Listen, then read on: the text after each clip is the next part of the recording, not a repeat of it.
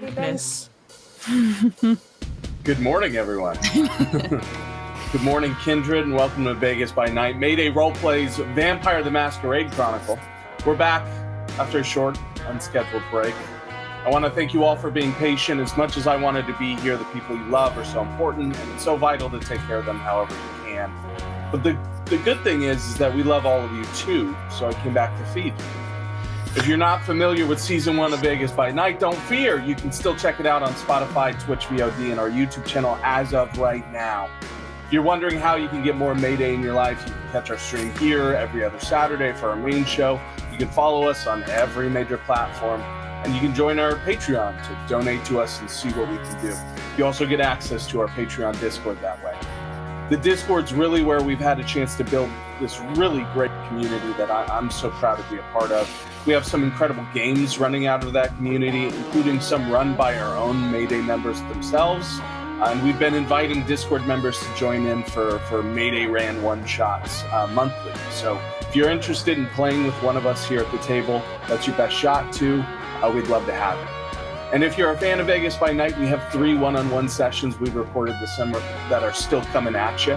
So if you're interested in Mal's Origin session, Raguel's Summer, and a one-on-one for our newest coterie member, Jackie, they're all on the horizon. Please stay tuned. We'd like to give a shout out as well to our handler level Patreon contributors. It's because of their involvement that we get to do all of this and that we get to start thinking about all the things down the pipe. We are looking at the next year of Mayday and what our next biggest project will be. And you all are going to have a hand in deciding what that is. So it's really important that we continue getting this support, and we love you so much for doing it for us. A special thanks to Advanced Wars Sammy, Bimblewart, Cameron S., Jonathan M., Kirby's Double, Unk, OG Pan, and Ren. Thank you guys so much for being here. We're so proud to announce that we also have a new published writer and contributor in the TTRPG space among us. Vince has recently had the opportunity to write for Delta Green's latest release, Dead Drops, and is featured in its release. If you get the chance, please check it out, see his hard work. It's incredible that he had this opportunity. We can't say enough how proud we are of Vince being a part of us here in Mayday. Other than that, please check out our Delta Green campaign, Doomed to Repeat, returning for its 3rd season.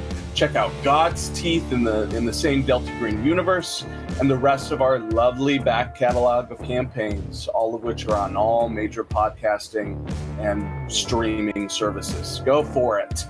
Before we get started today, I just want to remind everyone that Vampire the Masquerade can be a dark setting, and as such, there are content warnings for anyone watching. Please be advised that there may be violent themes, plenty of adult language, and the exploration of darker subjects. Please take care of yourself and be aware. Take special care today for body horror, acid, and cannibalism. And we're going to get started here. Humanity was cursed, and of that curse, a series of rituals performed to culture's call.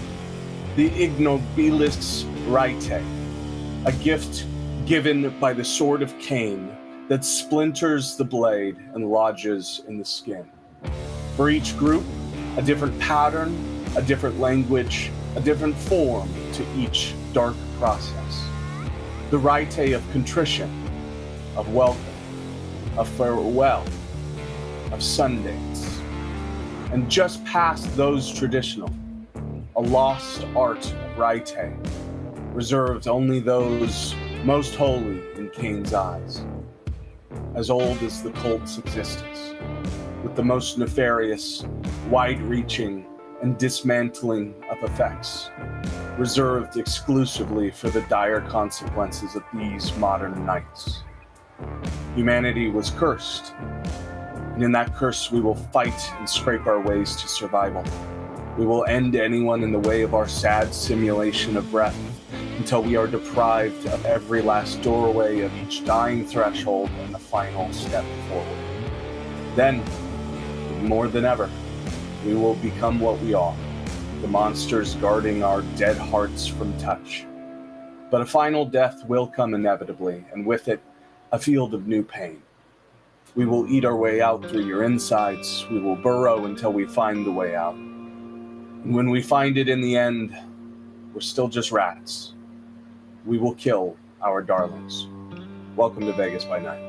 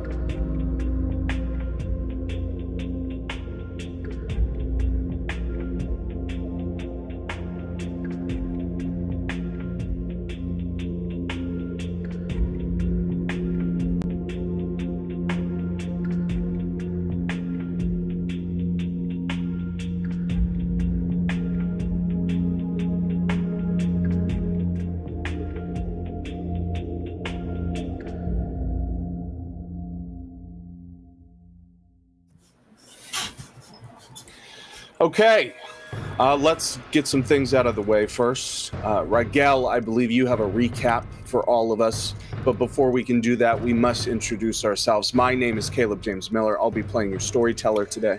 Hi, I'm Amanda. I'm playing Jackie. Hi, I'm Eli, and I'm playing Niles Ames.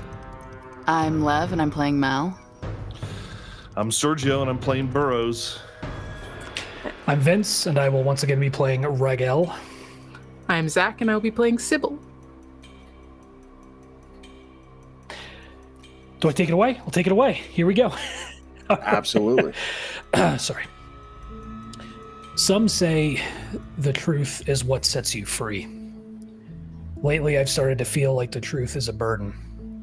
Something to be borne and endured, a prison. It started when I died. I learned the truth about Underwood as I bled out in the desert. I discovered the truth of the world, learned about the real Las Vegas when Mokur brought me back. I learned more when the coterie and I ambushed 3-Foot and dragged him back to the basement of Club Canaan. He told us about the Nephilim, his operation with the Serenios and the Sinaloa cartel, about pushing Saints' tears to the Nosferatu. He had to kill 3 kindred a month to keep management happy, and he got to keep whatever money his victims offered in exchange for what they hoped, prayed, would be a more beautiful existence. All of this was being run out of Total Transport Distribution south of Sloan, with someone named Tiago calling the shots. And somewhere, linked to all of it, was Underwood, the corrupt piece of shit cop who killed me. I'd had visions of Underwood covered in saint's tears, that green-black ichor coating every inch of him, escorting a feminine figure made entirely of black static, holding the door open for someone or something, a door that should never be opened and couldn't be allowed to open. 3-Foot never left Canaan. I fed him the tears that he'd fed to so many Nosferatu. Then we went to find Underwood, and I got everything I'd ever asked for since I felt the life drain out of me. He told me he was a self-made man, a distributor for the Sinaloa cartel, and earlier that day, he burned down a synagogue with 3 people inside. Ethan's synagogue. My synagogue. I learned the truth of my own shortcomings, my own weaknesses, when I ripped out Underwood's throat and drank him dry. The lesson was reinforced when we discovered the synagogue was intact, but inside was Rabbi Levi, a man who didn't deserve what would be visited upon him if I didn't accept my sire's judgment. And so I surrendered to Torber, at the cost of everyone, everything. Mal's anger, resentment, their scorn followed me down to the deep dark. It was my own shame and regret that buried me there. In that darkness, more truths, more vagaries, more visions, all leading me to the Lamb that is Saulat, and a door that cannot be opened. A door that we must ensure remains closed. Somewhere, at the end of all of it, pulling me back toward the surface was this feeling, this sensation of my coterie looking for me, of finding me down beneath Las Vegas trying to negotiate with Mokur, bartering for my return. Burrows, Mal, Niles, Sybil, who considered allowing herself to be named just to bring me back. The simple fact that she thought I was worth that gave me strength. Brought me hope that maybe I wasn't nearly as lost as I thought I was. I've emerged from torpor changed, more sure of myself and what it is I have to do, hand in hand with the kindred I've accepted as my family. Maybe it's all in my head, but I feel like they look at me differently now. Not necessarily distrustful, but wary, at the very least, like they're not sure what to make of me or these prophecies. I just wish I could tell them I don't know what to make of them either. I need to have faith, so they can have faith. We won't get through this without each other, and their conviction is as much of a weapon as the disciplines we wield. I need to feed it, nurture it to keep them on the path. We're going to Total Transport tonight. I've had more visions of that black static figure and a man made of fire. Visions of a room filled to the brim with saints' tears, a boiler and a smokestack, and a hatch we plan on dumping enough plastic explosive down to level a city block. The truth is in this compound somewhere, and we need to find it. But more answers beget more questions, and with each truth learned, I feel like I leave a little bit more of me, of Ethan, behind. The truth may be a prison, but it's a self-imposed incarceration. I move ever onward, ever downward, surrendering more of my free will with every step. I won't ignore what I've seen. I can't close my eyes to it. I am trapped by purpose and consumed by that which I do not yet know. All I do know is that the alternative to this relentless pursuit, surrendering to willful ignorance despite what I saw in the darkness of torpor, is too horrible to even consider. Sentinel is coming, and deep down I know beyond a shadow of a doubt that we are the only ones who can prevent its arrival.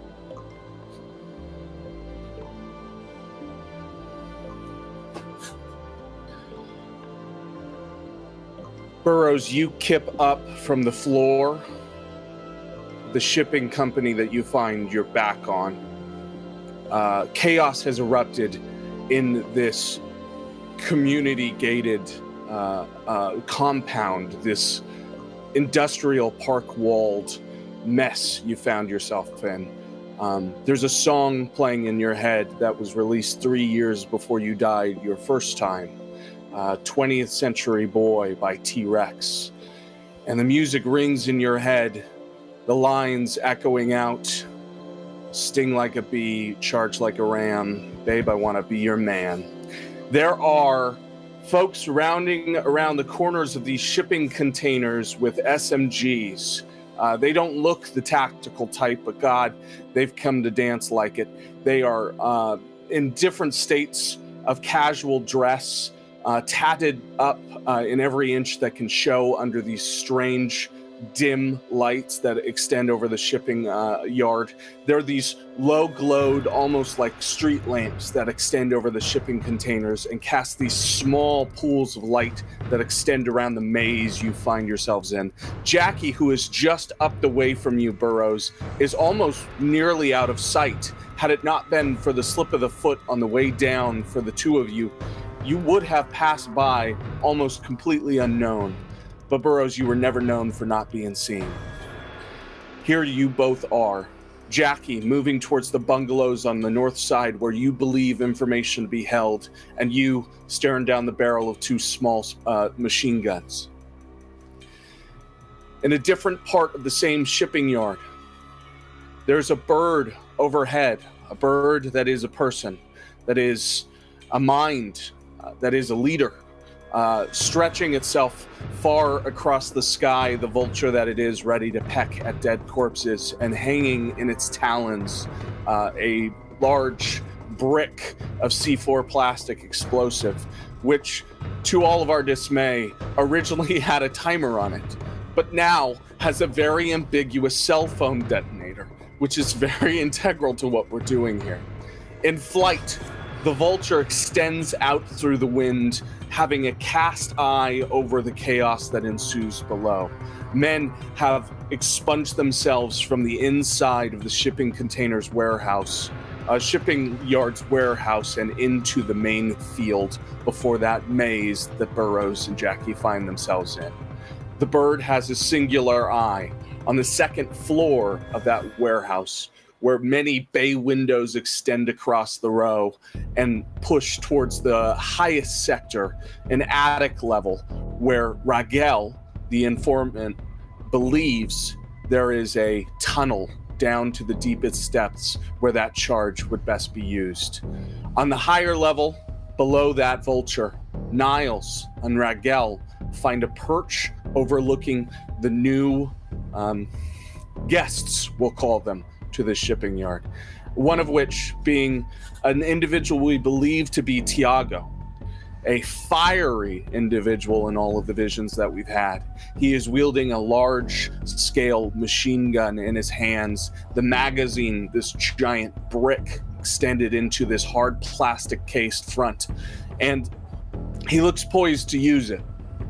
Tattooed to the absolute fullest degree with some of the worst facial hair you've ever seen in your life, and a very particular word extended across his forehead. Let me find that word for you so you can know just the caliber of what you're dealing with here. Maldito. Maldito, thank you very much. In a very beautiful cursive script. It is ironically placed right by a depiction of the Mother Mary draping across his cheek, and two deep set in, almost faded to life teardrops that you imagine might have been pressed in at 14 if you were a betting man. The two of you have the best look on the ground level and the folks that are coming out towards this. Niles, you've come to realize that one of the bay windows on the second floor of the warehouse have given in, has been opened and propped, and individuals are beginning to feed out from that level as well, soon to join you as there is a little bridge misshapenly made across the roofing of the warehouse component to the shipping containers you two find yourselves on now.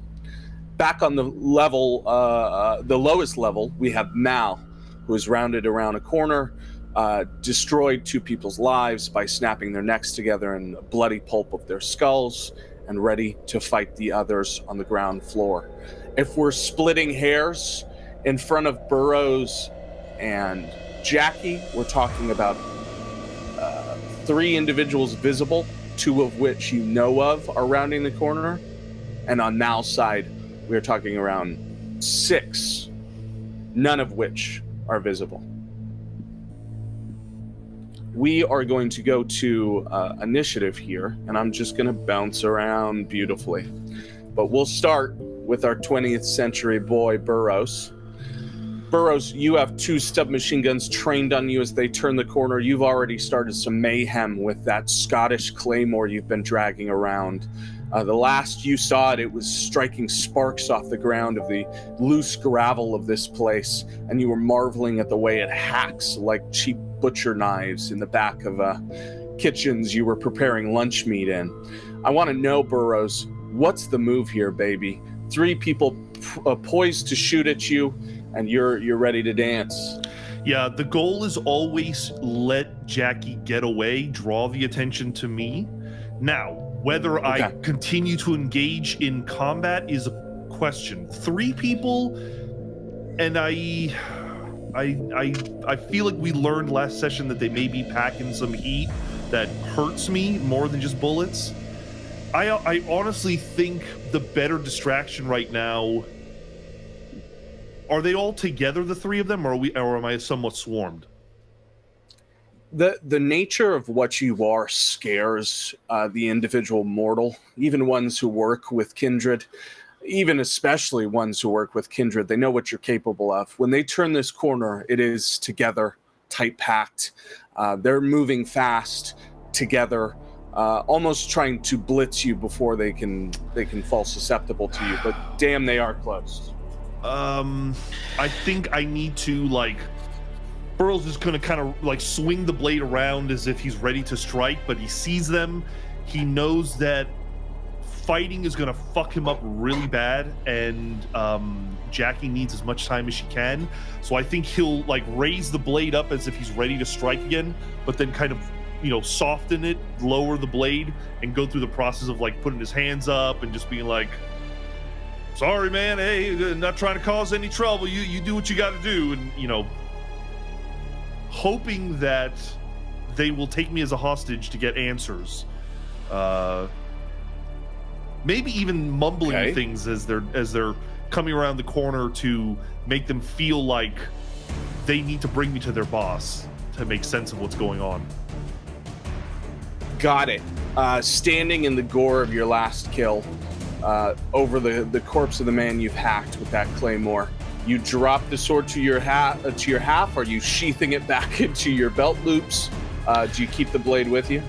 Oh man, I think just to show a sign of goodwill, I will probably put it on the ground. Kind of drop it like I'm not going to arm myself. I'm trying to just completely give up. Please don't start shooting at me. Beautiful storyteller's question for you here. Is it within arm's reach? Yeah, I'll say that it's like basically at my feet, and then I put my hands up. Beautiful. Are you activating anything to assist yourself in your very pitiful little surrender? I probably should. I mean, if these folks are human and they smell like it, then I'll probably use my my ability here. Probably presence. I think I just want to seem so interesting that it's like, we got to bring this guy to the boss. He's got answers. He knows why all this commotion's happening. Okay, so with that being said, activating awe and preparing yourself, you put your arms up. You claim you don't mean any harm, and the three of them still look. I don't mean any harm because I just killed 2 dudes, or at least 1 dude. Beautiful. I'd probably say something You're more giving along it the up. Yeah, I'm probably like, hey man, I was sent by somebody, and I'm willing to talk to whoever's in charge. Just don't take me out. Just trying to make them feel like I've got info. Got it. They're predominantly silent. They look very itchy the second that you put your hands up. In fact, one of them almost empties the mag the second that your hands move that quick. But when they're realizing that they don't have to fight you, it becomes immediately aware that maybe they're open to this. Jackie is so wreathed in stealth behind you that they can't read this for a moment of trap. So instead, they take cautious steps towards you as that awe begins to activate. Could you make for me a subterfuge plus manipulation here? Okay. These are adding the effects of awe to Right. see if you can convince these individuals to back down. Ooh, a lot of successes. That's 2 crits. That makes it 4 successes, right? 7 successes total. 7 successes total. Don't be cruel, You baby. can see this like visual relaxation in their bodies as they see you almost bend the knee. And they 2 of them sling their submachine guns back onto this strap they have across their chests, and they move subtly around you to each of the wrists to try and subdue you, essentially, at least to get hands on you. And the third, in the middle there, primes that submachine gun very close to you, moving up the main pike. So if the 2 are moving onto your sides, the other is coming straight up to your face, gun primed to your forehead as they get dangerously close to you. It seems as though they are looking to take you into custody. But as they're becoming extremely close, Burrows, there is something that roils up in that center of your chest, in the emptiness there, in the cage that rattles occasionally with that primed voice. It must be where the 20th century boy lives, and he's bouncing around off of each of those ribs, and he's begging for you, baby. They're right there. You don't need them. You could cut them in half. You could take them all right here. Grab that sword and lop them off, baby. We don't need these people. I think he's not hungry enough to listen to that voice right now, and I think he's hoping that by being taken into custody, it'll bring him closer to his allies, get a better idea of what's going on, and let Jackie be left alone. He's going to do it. Okay, absolutely. You shut the beast at bay. That voice in your head that tells you you're in power here is dismayed yet again. It'll just come back more ornery the next time you hear it, but that's okay. Maybe it'll be when you can actually show some power. You allow your wrists to be binded behind your back, essentially held by those 2 individuals. Yeah. Okay. Yeah. There is a submachine gun poised against your forehead. You can feel the barrel cold against your head, and they stand you up. And the other two essentially walk the first backwards as you move in this triangle. You at the center, your big, brawny, skinnier form, but still bulky enough, broad-shouldered, that you are imposing among these three men. They begin speaking to each other in Spanish across you. I don't know that John speaks any Spanish, does he? I don't think so, but he probably thinks he knows more than he actually does, and he's just trying to como estás and que buena noche, you know, that kind of stuff. They look scared and puzzled in between the three of them. Tengo un gato mis is... pantalones. Just random stuff. Perfect. Like that. They begin to take you around the corner there. We're going to go to Jackie. Jackie, you watch this bizarre scene as in the same breath, Burrows lops one man to death, severing him from spine, and then drops the blade and gives himself up. But as he does, you're given a very clear shot the other direction in the way of the bungalows. He's almost completely obfuscated your noise. What's the move here, Jackie? I'm gonna bait. It's the Spanish for me. that basically Jackie just goes. Dear God. She could see what Burrows is doing, kind of putting two and two together and seeing that he is purposely doing that. So what she's going to do is she is going to go ahead in the direction to go towards the bungalows for sure. She will do that. I was going to say, could I pick up something from the downed victims? But I feel like that will that cause too much of a ruckus? Because I do have Sign of Step and also Unseen. So it's kind of like... I think you could very easily grab the submachine gun without causing attention. Because I already have something, but I just kind of want to grab one as a backup, slide, and then just stealthily, like not in front of people, but head towards the bungalows as quickly and efficiently as possible. Got it. Perfect. You sling that machine gun around your chest and you start moving towards the bungalows. It takes you out of this maze of shipping containers and more so into the open field of this shipping yard, where you can see there are service roads, of course, for the cars to come and go, but a lot of it is just unpaved gravel that runs this length up into the three buildings, again, which is almost like this silo structure. In one half, there is the bungalows you're moving towards, and then on the west side is that larger warehouse. You can see the second that you come free from that maze of containers, that there is a force mobilizing in the direction of your friends, headed up by this large, just fat individual standing under the lamplight that extends the door threshold, that big sliding shipping door, with that strange tattoo over his forehead, and he is orchestrating this essentially. But your way to the bungalows is almost entirely empty. Okay, I'm going to keep on the path. I'm not going to deviate. Okay. I'm going to keep going towards the bungalows. Am I passing any service? So, like, is there like a service road or drive that I'm going to cross that they will? Like, because I want to know if I could put some brush or something dangerous on the road that could possibly do something to, like, their tires, especially if there's, like, scrap metal, anything to cause any inconvenience to make it more difficult. Love that. Could you roll me a wits plus awareness? Let's go for it. All right.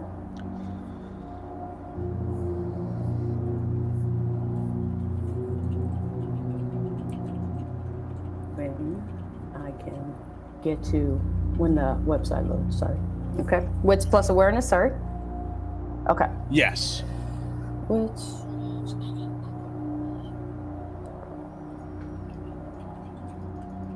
Okay. Oh Lord. Yeah, we get something.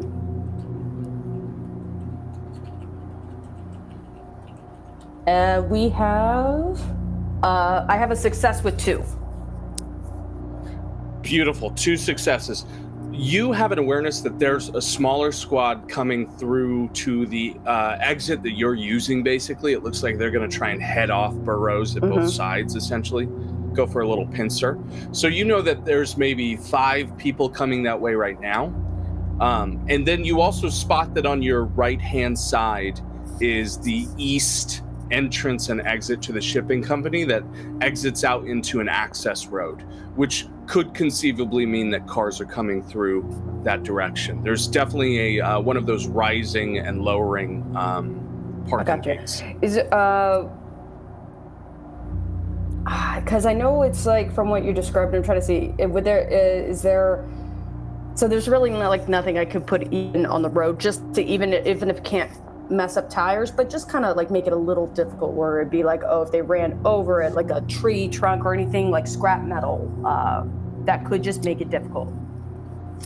I'd say you had 2 successes. I'd say maybe you could find some nails in excess around this area. I'm assuming like scraps, like any kind of metal, shiny, even glass. I'm just gonna put it. If it works, great. If not, I'm just trying to see if it does, and I'm gonna keep going. So you start scooping the stray glass. I'm sure there's some beers that have been cascaded and broken. This is unfortunately the sort of place it is when it's a shell company. There's not a lot of work going on, so there's a lot of drinking going on. Broken glass, nails, anything that you can find, you scoop up into your shirt. You're trying to make some sort of makeshift trap out of this. Let's call this a craft plus intelligence to see if you can create anything worthy of taking out some tires. Just lay your big square glasses out on the road. Honestly, at that point, I'm about to. Your character photo has a knife. Stab that into the ground. Hey, I got 2 success. Another 2 success. Okay. Yeah, we'll say that you have accumulated enough on the walkover that at least for one lane, you could conceivably throw down enough detritus to take out at least 1 tire, you think, if you get real lucky. Which lane do you want? Do you want leaving this place or coming into this place? Got it. All right. You throw down. This is all while you're moving under the stealth of this darkened area. There are a few street lamps off of the service roads as you start to pass and throw down under the lane. That's maybe where you're most visible. But they're not focused on you. They're focused on Burrows for the most part. And you are able to throw down that into the lane and then reach the other side to the service stairs on either side that run up to the bungalows. And they're sort of stacked onto each other. It looks like 3 rentals on top of, below 2 that sit on the 2nd floor. And then those sort of cookie cutter rental stairs that come with them as well. They're similar to something you might see as like a foreman's office on a construction site, but bought in mass. The rental company's name is bulleted onto the front and illuminated by this very dim light. Is there any of the 5 in presence here that you'd like to check out first? If I could, so I'm assuming if that's the case, they usually have like windows. Like kind of touch. I want to kind of glance into some windows. I want to go into the one that. I want to see the one that looks like the main, like how they're stacked. Is there any kind of like signage on the sign that says like main office, staff office, something that can indicate what each little thing is? Give me an investigation plus wits. Oh, I have a better score than that. Great. Okay. Okay, and 4 successes. Beautiful. You notice that only one of these bungalows has any sort of lights on, and that's the right-hand side of the 2nd floor. And you also notice that the others, the flooring to each of the other bungalows have collected a lot of outside dust and dirt, essentially. But the most trafficked area is up to the 2nd floor. Then I'm going to head in that direction for sure. Beautiful. Okay, so we're going to pick up with you in just a moment. We're going to Mal. Mal, you are also on the ground floor. Yeah. I want to know here. You've just taken out the last two that you were involved with.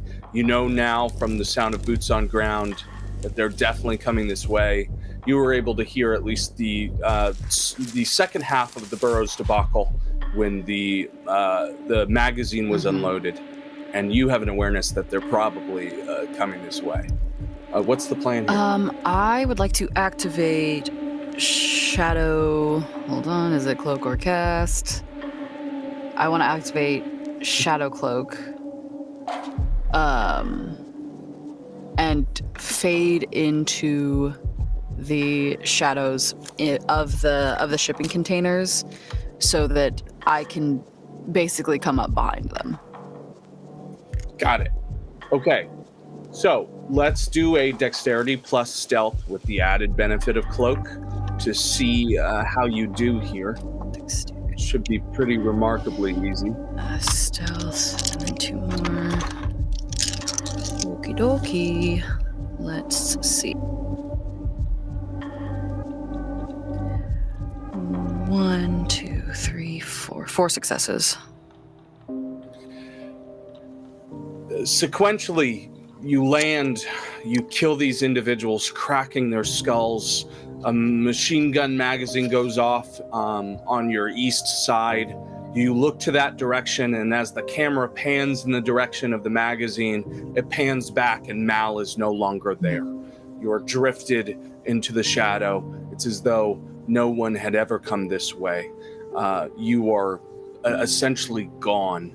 Are you moving in any direction as you're part of these shadows alongside these walls, or are you lying in wait like a Black Widow spider for whoever turns around this corner? Okay, so Burrows is like around the corner from me, yeah? Kind of. Burrows is east of you. So imagine that if this were a football field, you were on 2 separate corners, farthest corners of the width side. Okay. Then I think I'm just going to lie in wait for someone to pass, rather than moving through. Beautiful. Before long, a pair of the group coming your way turn the corner, find the remains of what you've left for them. They audibly gasp and curse in Spanish there to each other. And guns are absolutely primed down the hall towards Burrows. Of course, this is about 30, 40 yards from where he'd be. But they begin starting to walk down that hall, essentially, to get to the other side. And it comes to a point where the 2 of them have passed you, and then 2 more have come around the corner and begun inspecting what you've done, checking pulses, although that is a lost cause, and grabbing their sidearms. Then I think I'm probably going to go for the ones who have passed me, because they're going towards Burrows. Understood. I would not be a nice storyteller if I didn't tell you this. That would expose you to the other 2. I mean, you'd be in the square in the middle. Okay. Beautiful. What does this look like as you strike from the shadows? It's... Oh, man. It's just kind of like... You know that gif of Homer kind of going back into the hedge? It's that, but just kind of in reverse. Beautiful. Yeah, you sort of phase out of a shadow and you're standing behind them. How does that look? I think I'm just going to take one and try and swing him into the other. Beautiful. Continuing to use a human being as a weapon. I don't have anything in firearms, so I'm just gonna use what's in front of me. Yeah, that is true, folks. Whenever you don't have a gun, a person is the nearest weapon. Let's go with melee plus strength as you launch a human being into another. I'm going to give you an additional die advantage, given that no one is expecting this. You have an advantage grappling this person. No one is seeing the invisible human being coming out of the shadows. I think it makes sense. I also have prowess. Can I potentially use that? You're activating Yeah. prowess? Yes. Let's see. I'm already 3 hungry and frenzied, so why not? I do not get hungrier. Yeah. So potence Okay. rating 2 honored. Okay. So my potence is 2, so I just add another die. Great. All right. And that lasts for the scene. Great. Awesome. 6. I got a crit. Beautiful. 6 successes ensures that the 2 of these individuals, without any body armor, without any understanding, both die. How are you killing these 2 individuals? I think the first person that I grab, it's by the back of the neck, and Mal just grabs too hard and crushes down, and then just kind of swings them up and over, and just kind of blunt force traumaing 2 people with each other. There is this horrible sound as the crush of this man's windpipe means that the air is trapped through a tighter hole than is traditional. It is like sucking air through a straw as his hyoid cavity breaks, collapses, and he becomes this deflated balloon of a human being. And that is just before his jugular is severed by the breaking of his neck bone into everything that he is, as you use him essentially like a baseball bat against the other individual and break the seconds back on the way down. It is a shocking the way human anatomy can betray each other as the bodies pile on top of each other.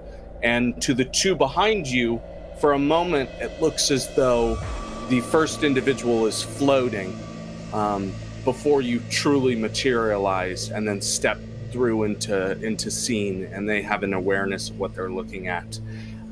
They are shocked, horrified by this happening, and the 2 that see you come into frame immediately For sure. fire their submachine guns at you.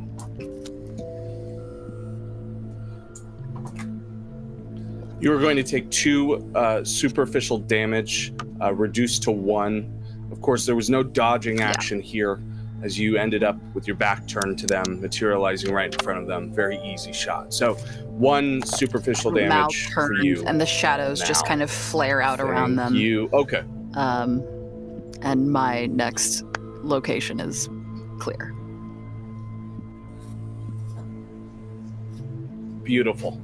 Could I hear from Niles what is the move here? Niles, you're up on top of that shipping container. You've noticed more people are coming from the 2nd floor. You've also noticed this VIP stepping out from the doors. You have line of sight to Raguel. You also have line of sight to the, I've just been notified, might be a masquerade violation, a vulture with a C4 brick in the sky. Who's to say? I feel like I've seen that in Vegas. That's normal. That's normal. I guess we'll find out if it's a violation. But Niles, you have full sight of your friends on one side and the enemies. Can I tell where invading. Tiago's attention What's is? the move here? Tiago feels almost supremely casual. He is standing in the bathed light of those big bay door attachments to the warehouse, and he has that large machine gun primed, but almost in a hip fire, and he's just watching. But is he like in the maze direction of like where there. Sybil's heading? Like if he were to look up, would see Sybil? If you were watching his line of sight, it's more so to the ground level and Mal's direction. Sybil is Sybil, are you flying as the crow flies, or are I you think flying I'm in, flying like, a pattern? in a pattern to avoid being seen. Like I'm not gonna go directly above these dudes in the yard. Okay. So as Tiago's sitting mainly in the middle of this field at the main door, and Sybil is working hard not to be seen, you don't imagine that Tiago's in the same realm of finding the bird in the sky. I feel like disabling Tiago is the most important thing. He's the most dangerous individual. Is there a way that I can get the drop on Tiago if he's so casual and I'm up? I have the high ground. Your high ground, unless you're making the leap of your life. I mean, Niles is a jumper, but this would be an insane leap to get on top of him. But roll me a... let's call this intelligence plus melee. Is this a good idea? The art of war. Wow. Well, I mean, just engage with him. Of course, it's a good idea. that's one dice, I mean, it worked for and Obi-Wan. it's a success. Make him jump to you. But it's one dice. Okay.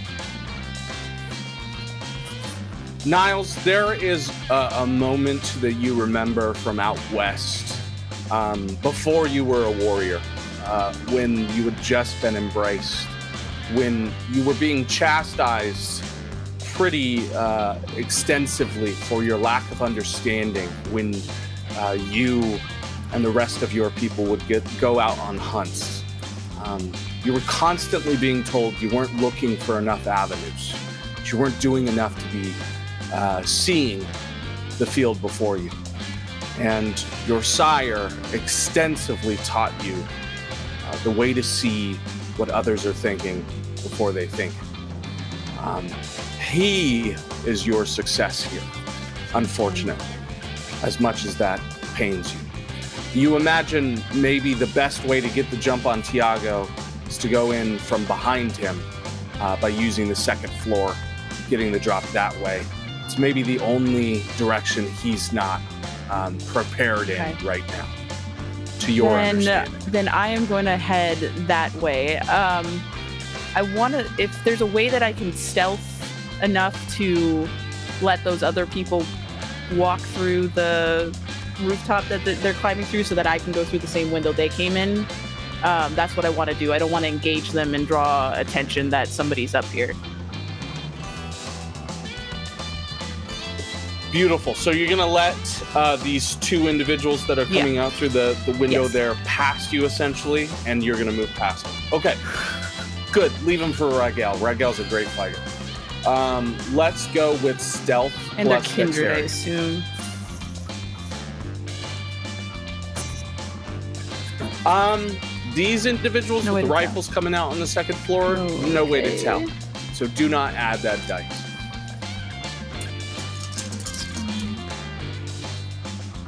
Oh shit. That is 5 successes.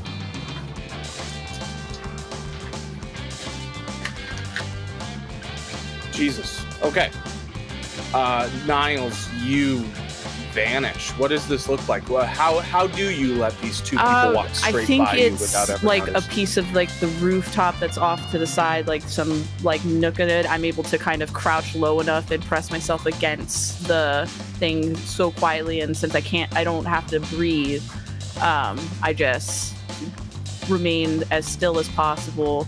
And as they kind of pass by, like in Niles's head, they'll like start making like counts of how many seconds have gone by where those footsteps start to trail off, and then Niles will just pull themselves out and then head towards that window, and then jump in.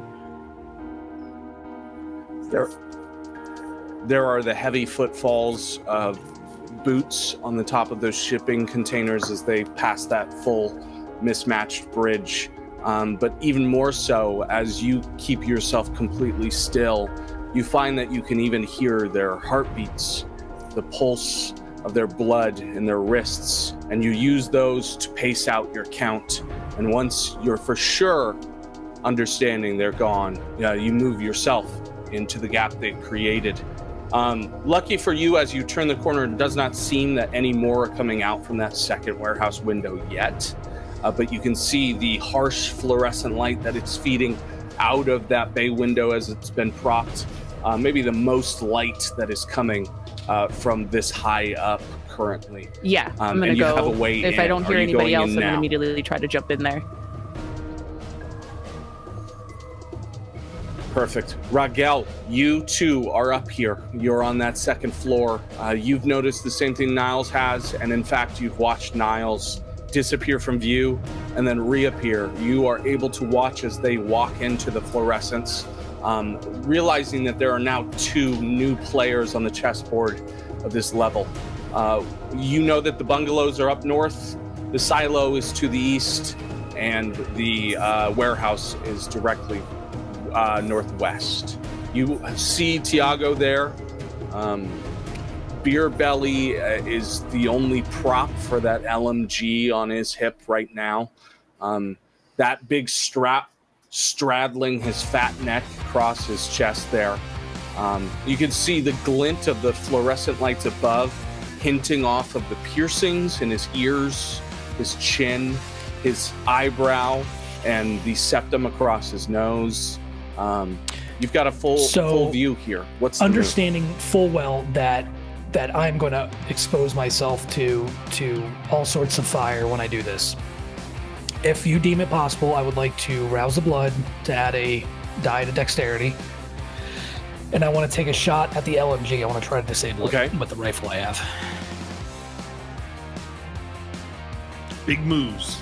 Okay, you're going to take your high-powered sniper rifle. You're going to aim it at that LMG and hope that, God willing, your gun is more expensive. Does enough damage to where it's gonna take him a little bit to fix it to get it back up and running. I would hope a bullet would do some damage to a gun. Beautiful.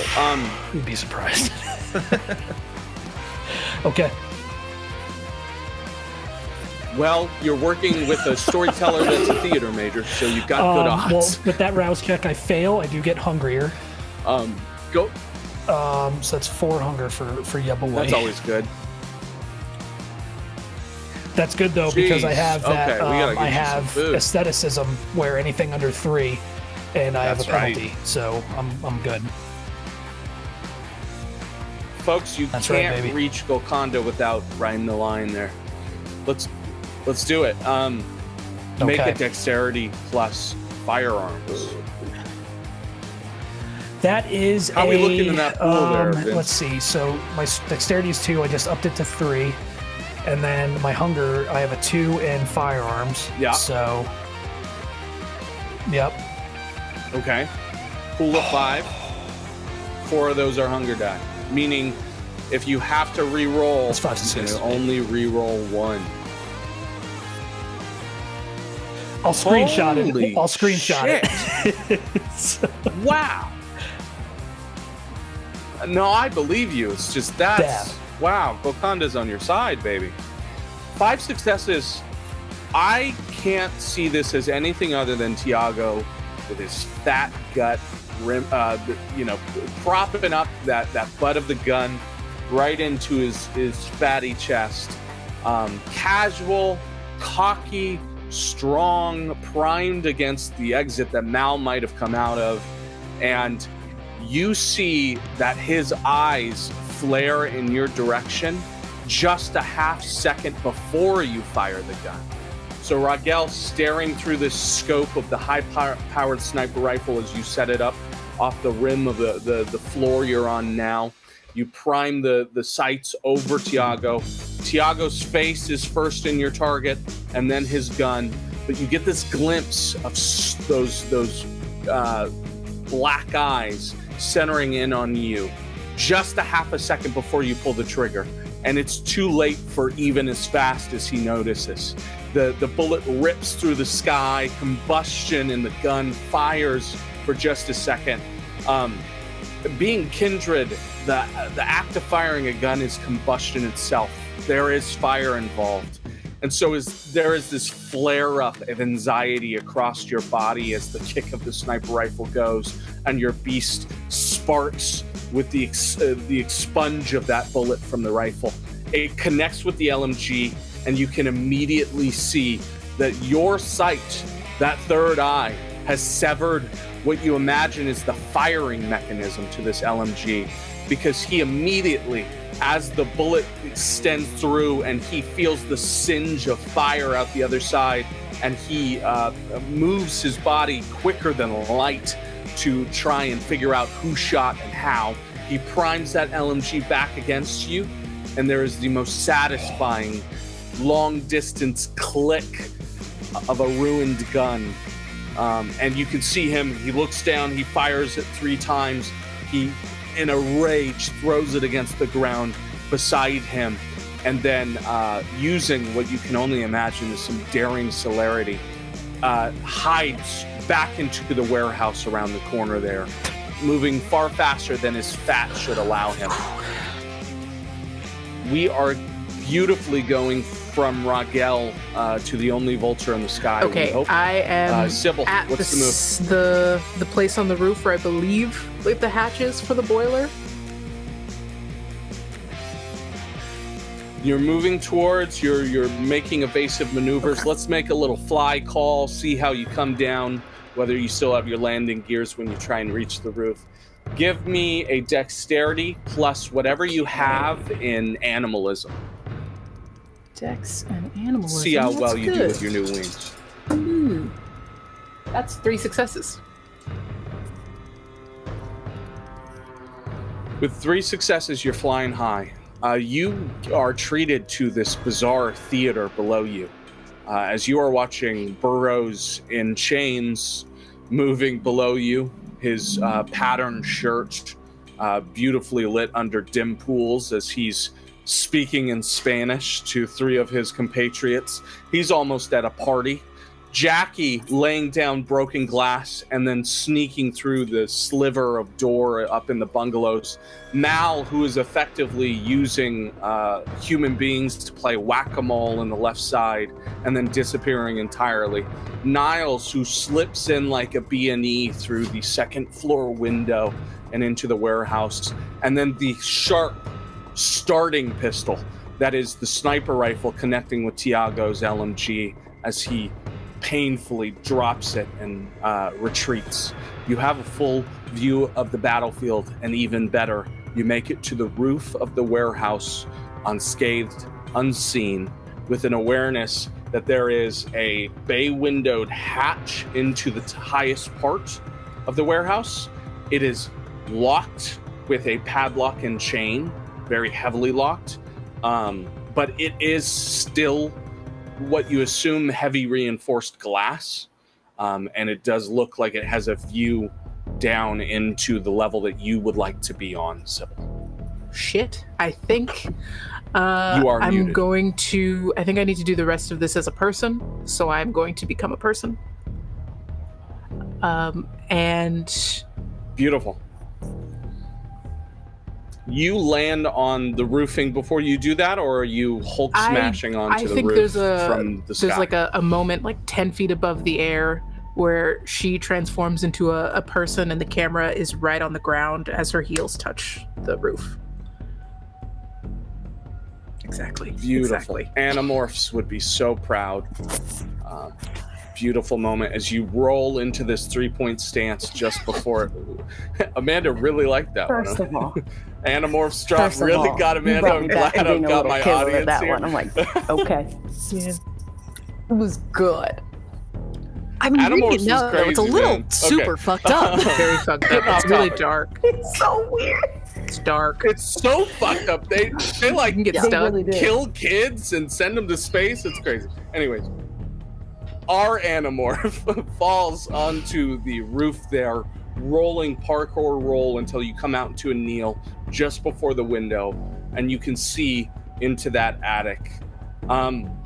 It seems as though no one is down there on that level you're trying to get into. That highest level is devoid of anyone watching over this space.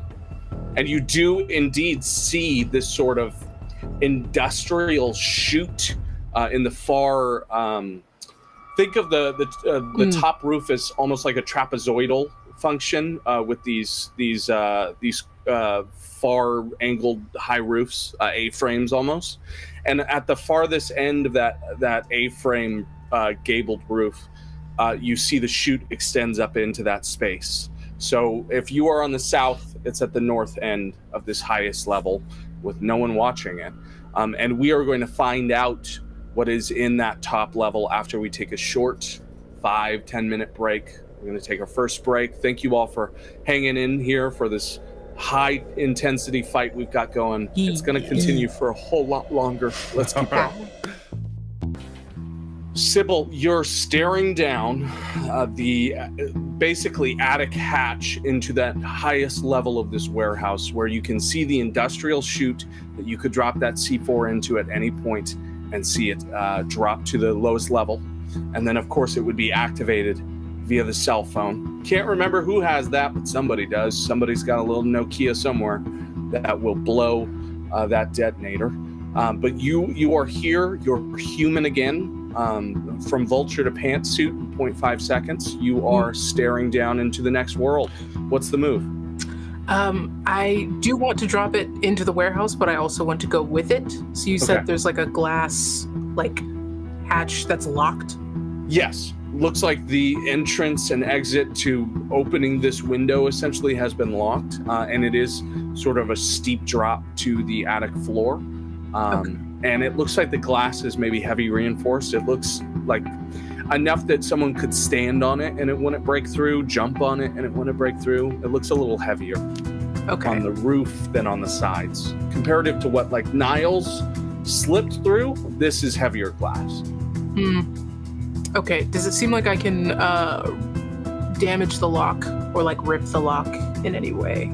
It looks like a heavy padlock. You imagine, with enough force, you could definitely break through it. Okay, I'll give it a go. How are we doing that? I'm just gonna, try to, rip it off, like a backhand swipe. Hell yeah. Could I get a brawl plus strength? Yes. Oh, yes. Spend a little baby willpower real quick. That's excellent. Okay, so that's 2 successes. 2 successes. Beautiful. That's enough to break through a great padlock. You are a creature that has been dead for longer than anyone should be. Of course, you can break through a padlock. You are unimaginably strong. It breaks through. The window pops open. There is, unfortunately, a heavy noise to the action. The creaking of metal and then the hinges of that window popping up and then falling back on itself. There's no telling whether someone heard that or not. But the window is open. Okay, I'm gonna go. Is it giving chimney, like Santa Claus getting down this hatch? So imagine that you're not entering the chimney. The chute, which is more almost like a boiler chute, is on the other side. Okay. And it's cut. There's no real connection. You're not going to be falling through to the bottom of the world here. Okay. You're more falling into the next floor, which includes the chute at the end of the floor. So imagine you're landing onto like the attic floor of a home almost. Okay. Then yeah, I'm just gonna drop straight in, try to stealth land onto this floor. Beautiful. Give me a dexterity plus stealth to see how stealthily you can fall about 20 feet. Okay. 2 successes. 2 successes. I'll say that you drop through beautifully. Is Sybil wearing her heels today, or is she in something a little more... Heels. Maybe 3 inches because we're going to work. So there is a unimaginable shotgun-esque clack of the heels falling 20 feet and landing perfectly at the bottom. And then you girl boss across the sound of each heel clack. Yeah, I like to imagine her landing is like the raptor in Jurassic Park when both feet land and they get the big nail. Yeah. You're in this attic, and again, up here it seems as though, for as heavily guarded as this place is, nobody's up here. Okay. I start heading towards the hatch. Do I see? You said it's not heavily guarded, but I don't hear any sounds of people coming or Give me a wits plus awareness. Okay, rad. Wits and awareness. Ooh, 1, 2, 3, 4 successes. 4 successes. You get the feeling that the chaos that is ensuing downstairs, the shot that took out the LMG has distracted Tiago. The others are suffering, Mal, Burrows, and Jackie. And now Niles is inside the house. Essentially, there's just too much shit going on for anyone to worry about the sound up here. Okay, cool. Then I start heading towards the chute and text the group chat, except for Mal, that I'm on my way. Beautiful. The chute itself contains many advisories. The sort of workplace bullshit you get all the time when you're dealing with hazardous materials or things that could potentially kill you. Almost like looking at an industrial baler, there's more information than you could ever actually read before it rips you in half. But the main thing you gather from these side pieces, being a cubicle girl boss and not a warehouse girl boss, you just get the sense that the flammable signs are the most important. But there is an access hatch to that boiler from this level. It just looks to be this very heavy steel opening. I go to open the hatch and place the brick. And then there's a whole floor beneath me, yes? There is upwards of 3 floors beneath you, you'd guess. Okay. Okay. I want to explore beneath there, but I also know if everything above me is going to blow up, I should stay by exits. So I'm going to place the brick. Okay. Before you do so, you open the hatch, and immediately there is fear. There is an animal gnawing inside of you. There's a rat that lives in your wrists, and he wants out. There's a scratch inside of you that is more than biological. It is as old as the world. The beast in you warns you for what is ahead, and you can feel the heat before you see the source of your fear. The opening of that hatch exposes a flame that is boiling out from this boiler. Okay. I think that's enough to make her stop, take a step back, and use this moment where she's pretty sure no one can see her to be afraid, and just place the brick at the hatch, at the door of the boiler. Beautiful. Before you do that, could you give me a willpower plus your humanity rounded down by 1/3? And that is frenzy tests. Willpower. I think it's 1/3, right? Let's see. It's either 1/3 or 1/2. Let's see. I'm going to check this every game. I think I've asked myself that question every game of this damn campaign. Willpower plus 1/3 of your humanity, rounded down. That's perfect. The third of your humanity is the thing that throws me off. That's Right? a very strange Can't we just make that a number? fraction. But it's designed to suck the more you suck. So I get that. It's fair. Okay, that's... How you doing, buddy? I did get a success, but I also got a skull on the hunger die, so I'm breaking even with 0. Okay. 0 successes is what you're telling me. Wait, I thought it didn't count against you because I thought that was an Orpheus roll. No, Sorry. skulls are -1, right? No, I thought that Skulls are failures, and then Yeah. if you don't meet the difficulty, you don't meet the difficulty. How many successes did you have? 1 success, 1 skull. Okay. No, we're still in the same place. We read it correctly. Okay. You are experiencing a frenzy Great. because 1 success does not pass the frenzy test, essentially. Okay. It also means, essentially a skull is even worse, but you can't get worse than a frenzy as it is. I am going to tell you this, Sybil. the fear is too much. There is a moment that you remember shortly after your embrace that you watched Therese experience true flame, and the pain of which carried over between your relationship for months. And it was one of the most horrifying things to see someone ever experience. And you realize this may be your moment for that. I'm going to tell you now that it's very important to you that you flee this scene as far as you can to avoid this flame being a part of your story. You will not end up like your sire. You need to leave this place. At least, I'm going to put it this way, this building. Okay. Then I think all that is heard is a catch of Sybil's breath, like 2 heel clicks, and she shape changes again into a vulture and flies out of the hatch. You see, like, the vulture soar out of the building if she can.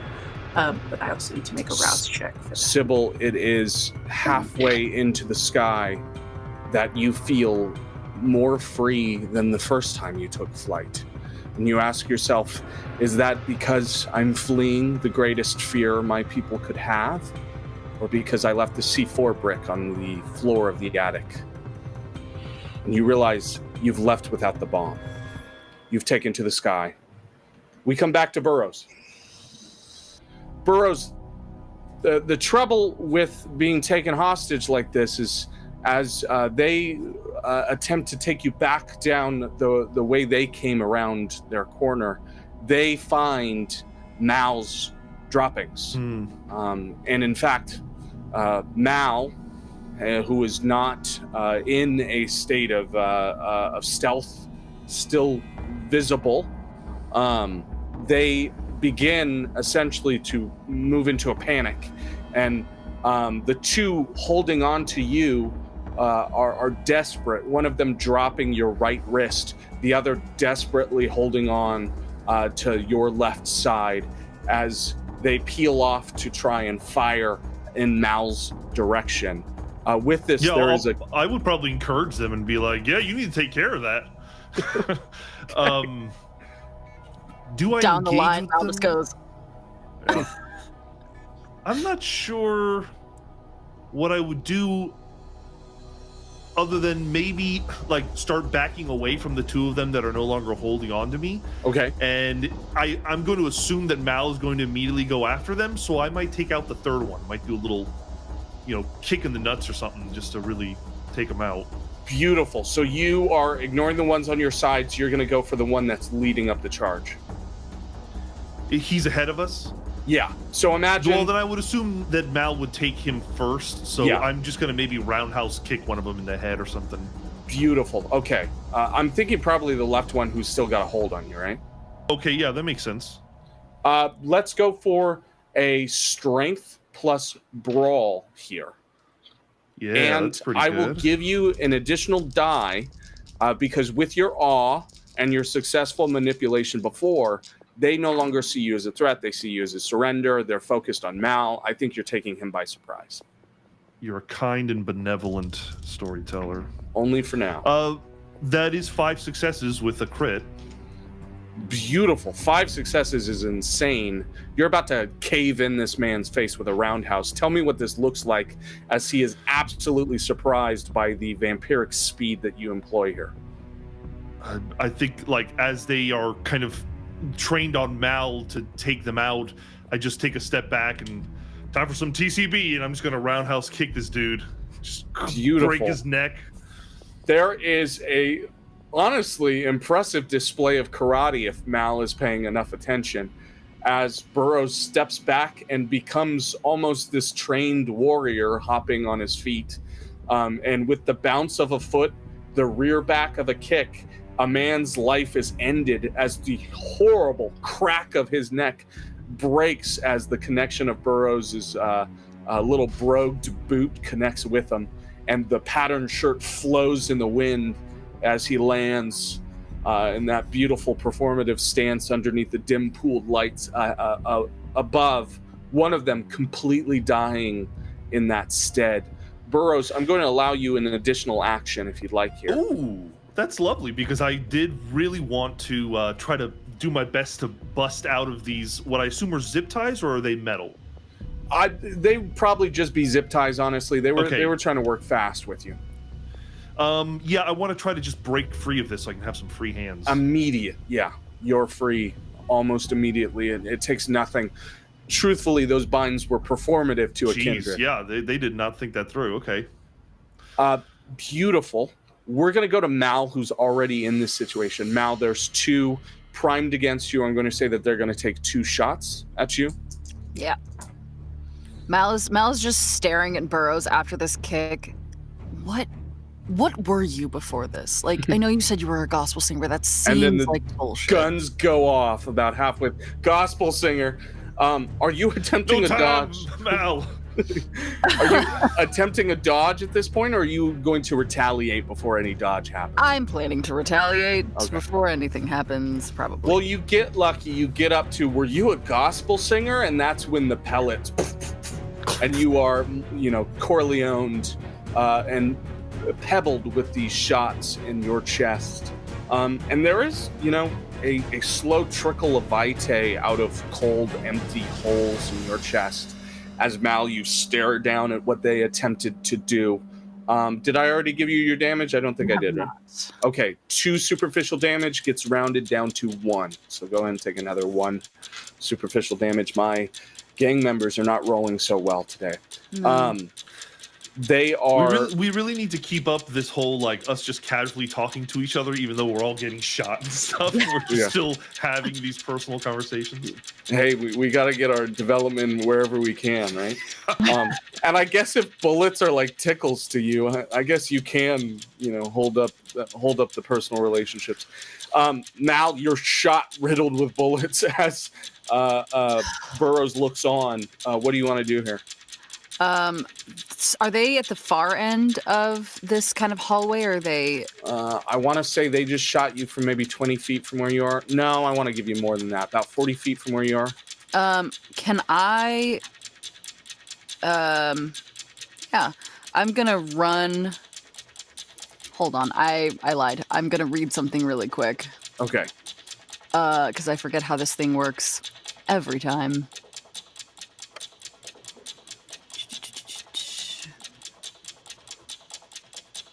Really a choice right now. It's classic music.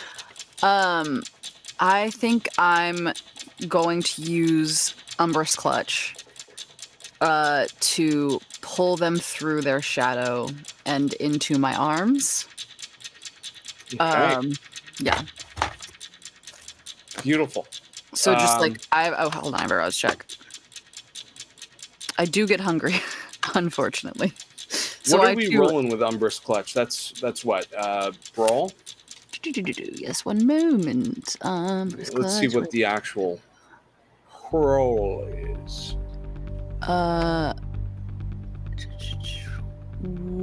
Opposing die is Dex plus Wits, and I have Wits plus Oblivion. Okay. Beautiful. We're rolling Wits plus Oblivion against my, what was it? Dex plus Wits. Okay. I have joined Raguel in the 4 Hunger Club, though. So. They're getting real hungry. They have 2 successes, which is the most they could have on this. The one human being you're going up against right now. I have 3 successes. Okay, so you succeed. What happens here? What's the consequence? It's almost like his shadow skates up his legs, covers over the top of him, and pulls him down into the ground. And when he arrives, an unprepared mortal will be terrified, while a vampire must test for fury or fear frenzy test at a difficulty of 4. Okay, so you essentially venom this man into the floor, his shadow picking himself up, slamming him into the ground, and then skirting him along the gravel. The loose gravel cuts his face and chest enough that you can see the rug burn and the pulling from some of that first layer of skin as he flies in upside down, hanging from his own shadow in front of you. You're met with this gaze as his shirt is hanging up over his exposed chest now. He's flailing. His arms have dropped the submachine gun that now hangs lazily around the strap along his chest, and you have him absolutely terrified. He is considered incapacitated here. There's nothing he's going to do out of fear here. He's essentially lost to you. Is there anything you want to do to him past this point? Or are you leaving him to his fear? Given that my hunger is 4, is it an insane thing to do to feed in the middle of a fight? I think that makes sense. The beast in you, that is this silhouette sitting in the oblivion of your chest.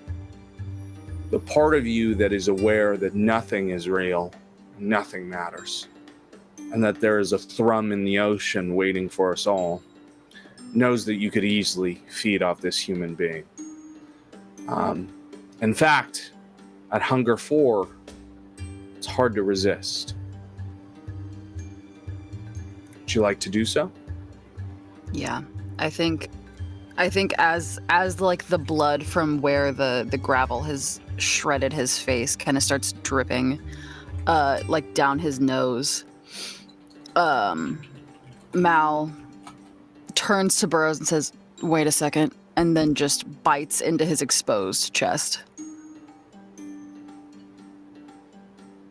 Okay. And I'm gonna feed. Can you, before you do this, at hunger 4, you're close to the hungriest you could be in this situation. I think it calls for a frenzy test. For sure. Also, because you are feeling ruthless.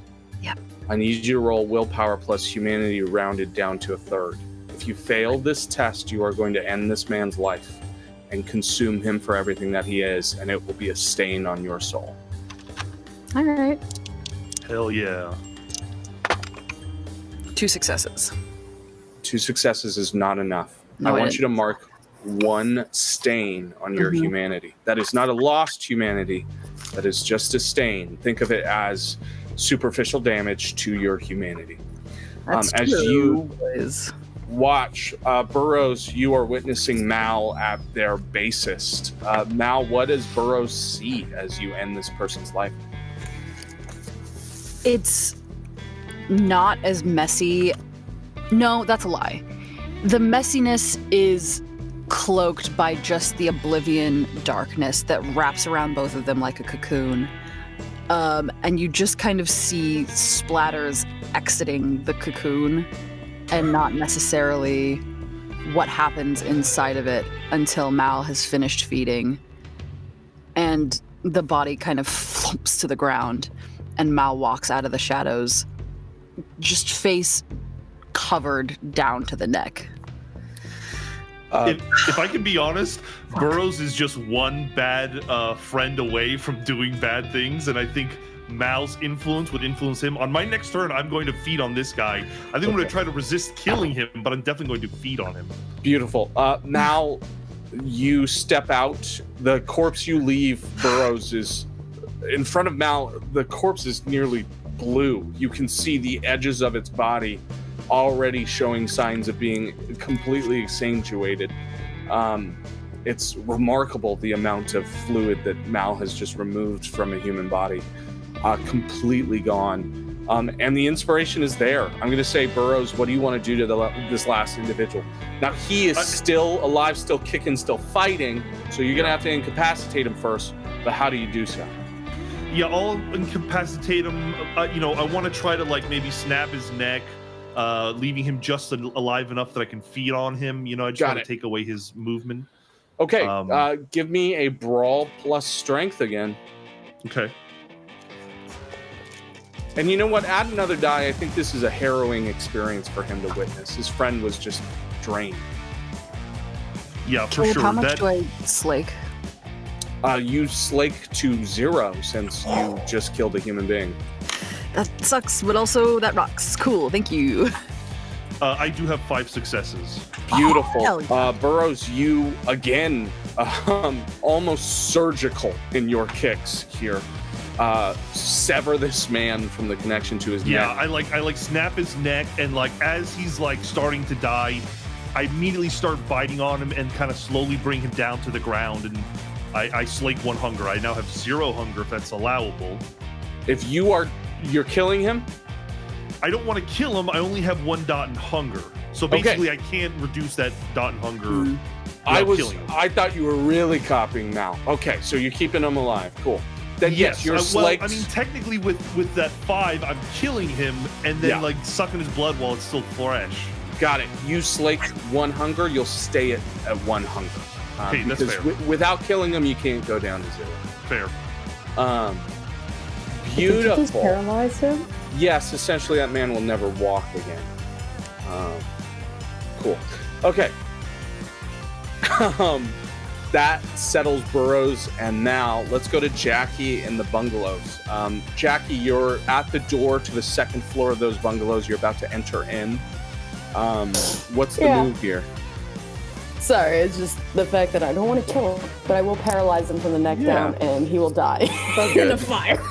Yeah. Jackie is serious. Heading towards that one bungalow. Because the stuff is sound and all that, I'm just gonna go ahead and just double check, look, and go in and what do I find? How are you entering this room? That's a good question. So, I'm assuming there's only the door and maybe a window. The window you can't really pry open, I think. Yeah. 2 doors, 2 windows. One of the bungalows is empty and dark. Or not empty, but dark through the window. And There's then also like an emergency hatch on the top, right? No. Not that you could see when you were higher up.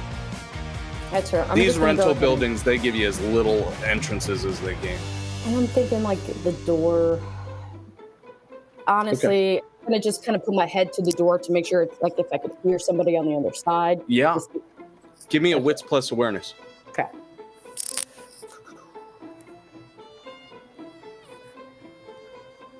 Plus awareness. Let's go. We got.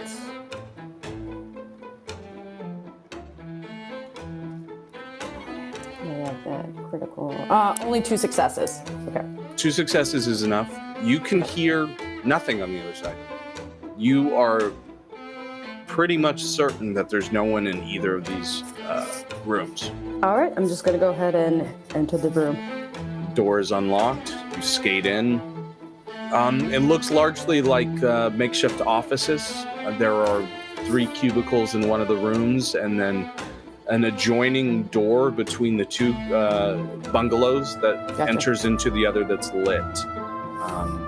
Moving across these cubicles, it looks like this is a lot of what you would make without a roll, an educated guess, like the front of this place. It's the fake shit that makes a business like this look at least real on paper.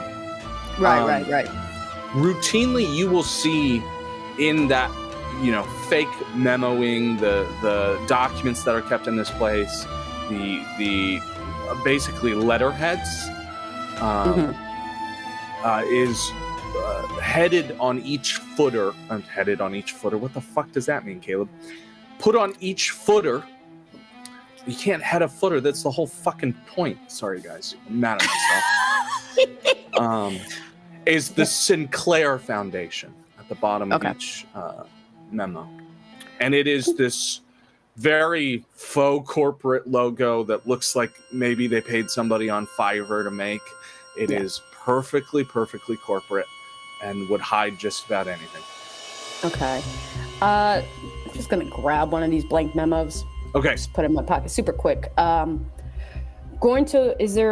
I know this is kind of like bull crap, and even like the computers there will not probably have some of the things I want. Lastly, do I see any cameras in this bungalow? You know what, Jackie? In the duration that you've been here on the shipping yard, essentially, you haven't seen a single camera. And the same is true in here. There's no cameras in the corners there. It doesn't look like anyone's playing surveillance in this place. Okay. Which, roll me a wits plus etiquette, we'll call it. Oh.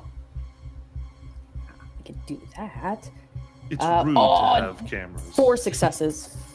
With 4 successes, you know that a lot of kindred who are doing things they shouldn't be don't usually record it.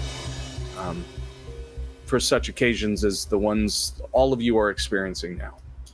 Good to know. So that means that there will probably not be footage of us. Yeah. There we go. One problem down. I want to find anything that deals with what we're looking for that would pop out. Anything regarding kindred, trafficking on that. It's going to be a little hard probably. So I'm going to start looking through files. And then I believe you said there's another door to another bungalow. Is that correct? Yes, into the lit room that's in the right-hand side. So imagine that you're sort of sifting through papers in what little light cascades through the window here. It's darkened. You're moving through cubicles. You're picking up memos. It's probably bull crap. So after a while, if I'm not finding stuff, I'm going to go right to the where I need to be. You open up that second door into the lit bungalow, and you find that this must be what passes for a foreman's office. It is largely untouched. I mean, factory sealed almost. If this was grandma's house, there'd still be covers on the furniture. Okay. There is a single chair behind the desk, perfectly directed in a diagonal towards the window. There is motivational posters on the wall, a cat telling you to hang in there, another about determination in a black and white bordered picture with a man standing on a cliff with his arms outstretched. There is a name tag on the desk itself, but it hasn't actually been filled out. It's just the brass bar that someone hasn't filled in, whoever the next foreman is. There's an old Dell, you're imagining from maybe somewhere like 2008, sitting on the desk itself, an old keyboard and mouse. There's a mouse pad, which is housing someone's family that has been printed onto the mouse pad itself. Happy-go-lucky little white guy and his 9-to-5, 3 children, happy blonde wife picture there. And then there are drawers in the desk, all shut perfectly, and file cabinets behind there. Okay. The computer. I'm going to go to the desk where the computer is. I'm going to rifle through. Because, how old is this? I'm just seeing a family, because I'm assuming that is a personal thing. You said it was like a white guy. How old, approximately? Oh, you'd guess maybe in his 40s, but looks like he's in his 30s. A Sergio type. So there's a possibility dumbass does not remember his passwords and might have written it down on a Post-it. So I'm going to look. I definitely would have done that. I'm just saying. I know the type. Working in IT myself, this is the classic move for an office worker like this. Underneath the keyboard is a Post-it that is taped to the bottom of that keyboard. Flipping it over, you have access to all of their information. And it does match the username on the flashing screen once you wake the mouse there. Okay. I just quickly want to, if possible, I want to log in, especially with that information. Go through the hard drive and start kind of scanning through, seeing if anything pops out, even from accounting, deliveries, anything like that. Go ahead and give me a wits plus technology. Okay.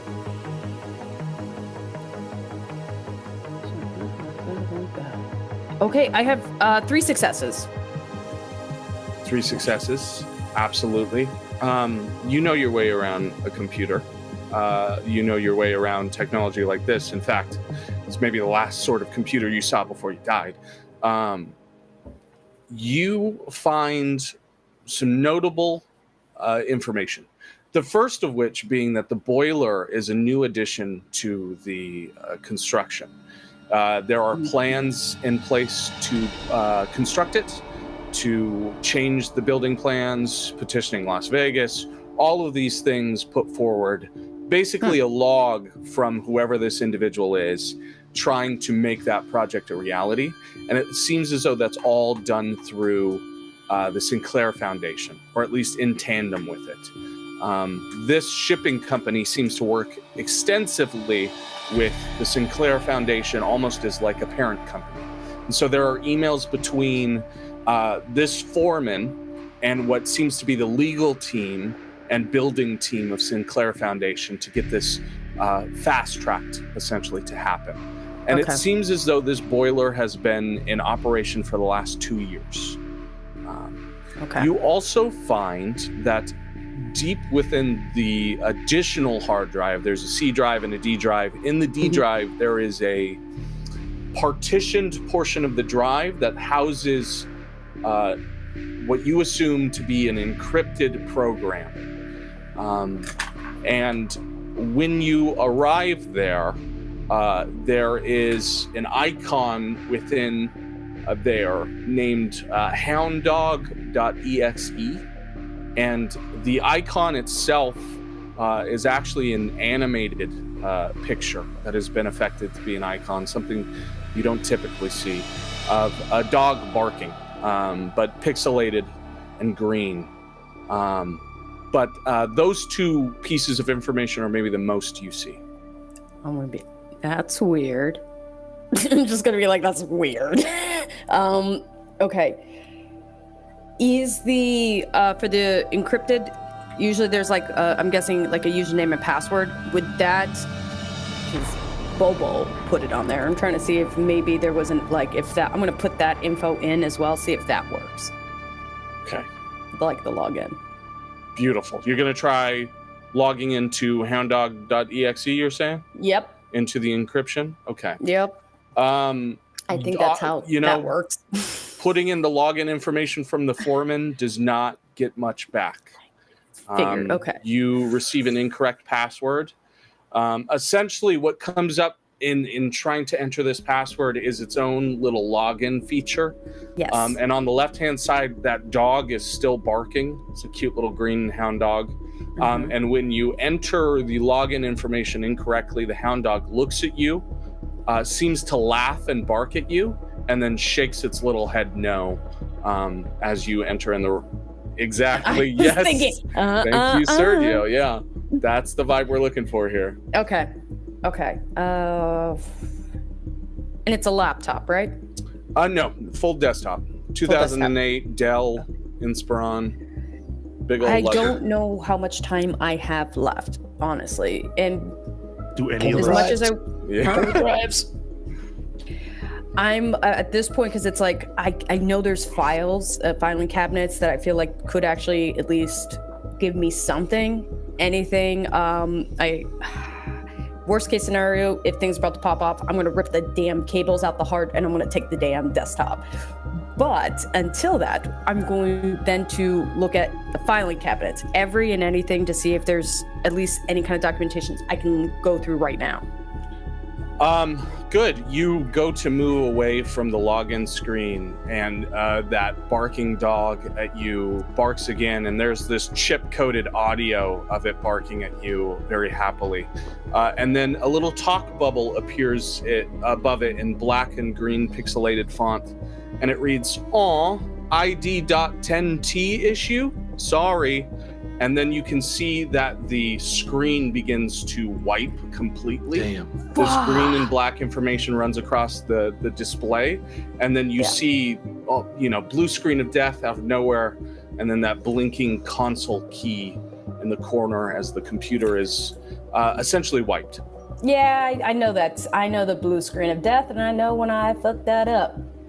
That's gone. Okay. You could still recover it, like if you just took the hard drive. Technically, it's the D drive. I could actually just take that fucker and just go. Okay. Well, it's wiped. So I know I could take it. And I'm like, all right, well, that's fucked. So I'm going to definitely, for all the hard copies that I have available to me right now, I'm going to at least try to find anything. Beautiful. You remove the hard drive. It's easy enough. You search through the file cabinets in that room. Most of it is truly just fake shit. The most Yeah. notable being some of the documentation of that boiler, Okay. and the addition of a bottom floor. That is the newest piece of information, is that in addition to the boiler, an additional level was added below the bottom floor. Do I see a schematic of that then? Sure, yes, there's a floor plan in there. There's many different changes that have been put through. You're looking at a couple different versions until you find the final. Okay. The big difference I want to see is, was there something, I don't know, what was installed? Like, is there anything that... Schematics look to be a room. It was made exactly to fit underneath the boiler room chute. It looks like there is a staircase modification to the warehouse level through a hatch in the foreman's level on the second floor going down directly. So essentially a corner of that warehouse has been turned into a foreman's level, staircase down to the lowest level.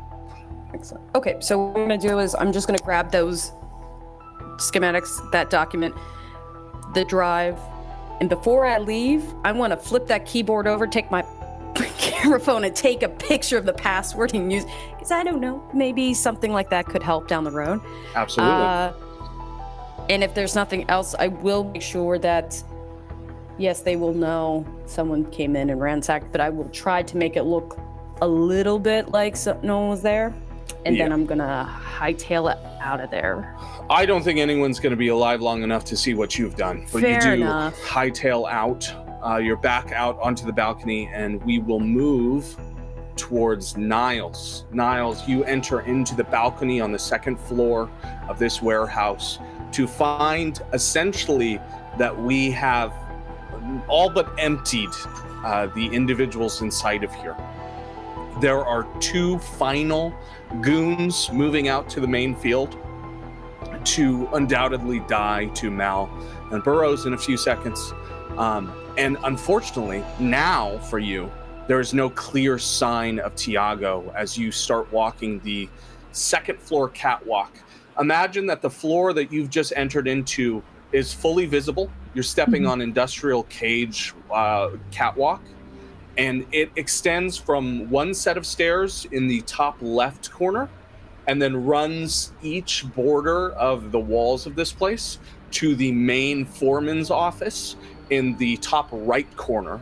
And that looks to be a shielded structure that has a door and bay window into the foreman's office, and then a staircase down and a staircase up.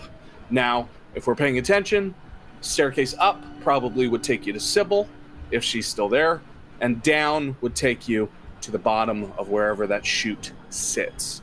But Tiago, unfortunately, after losing his weapon of choice, has fled somewhere into this room that you cannot see. You saw the blur of him into the first floor. There's no sign of him anywhere else in your immediate vision. What's the move? So I saw a blur of him. Do I know what direction that went, or? The nature of celerity is such that they are moving faster than light. It can be difficult. Give me a wits plus awareness and I can give you an idea of direction, not immediate pathing. This was a scared animal. Almost blew a set of dragonfire rounds in a rifle. And if those had gone off, he would have really been scared. Only one success. With one success, you're not really sure. He was blazingly fast, even for his blubber. Then I think then I'm gonna go towards that foreman's office and maybe move up one. Okay. Are you doing so stealthily, or are you announcing yourself? As stealthily as possible. I'd like to maintain my my hiddenness. There are some troubles here, Niles. You're in a brightly lit fluorescent warehouse. It is clear, open floor planned, and you've got docks on, baby. Every step is loud on that catwalk. Love it. But let's do it. Dex plus stealth. Let's see how you do in open air. That's good.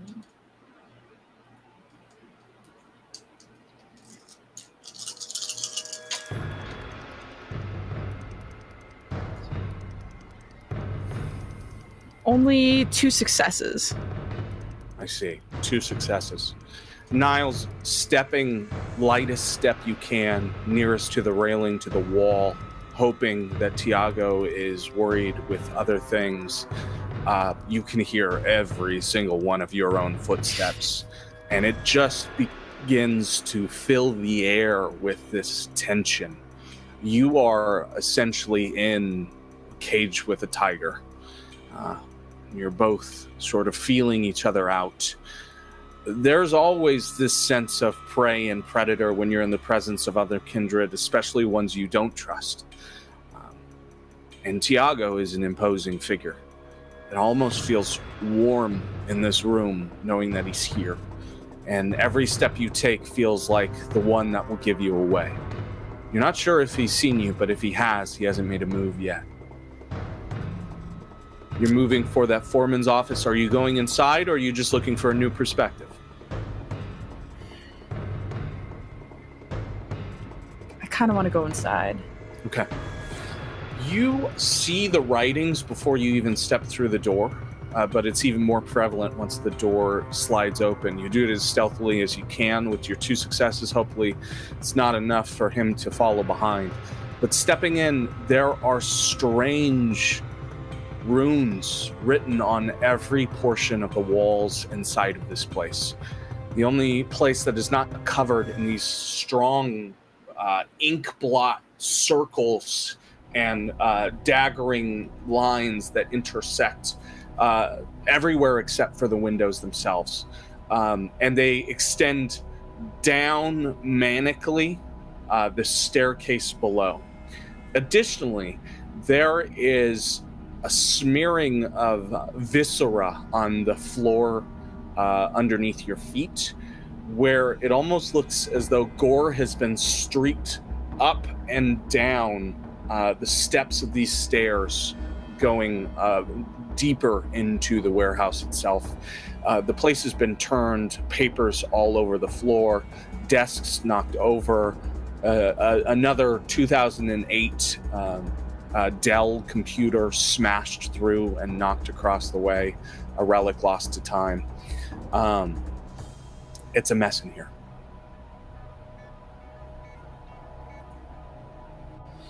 Fine. I think maybe I'll, if I have time, try to take some pictures of these ruins to take back. You take out your cell phone. Yeah. You take a few shots. You get through 2, and that's when you feel a blinding pain in the back of your kidneys, where you feel a fist combine with your body harder than you ever think you've been hit before. You are going to take 3 superficial damage, halved to 2, as you are knocked hard by Tiago, who has appeared behind you and wrenched his fist into your kidneys from behind. I will give you a retaliation, but you've been surprised. If that's gonna, okay. I would like to rouse check for feral weapons and turn my hands into those familiar hand blades, and then swipe at Tiago.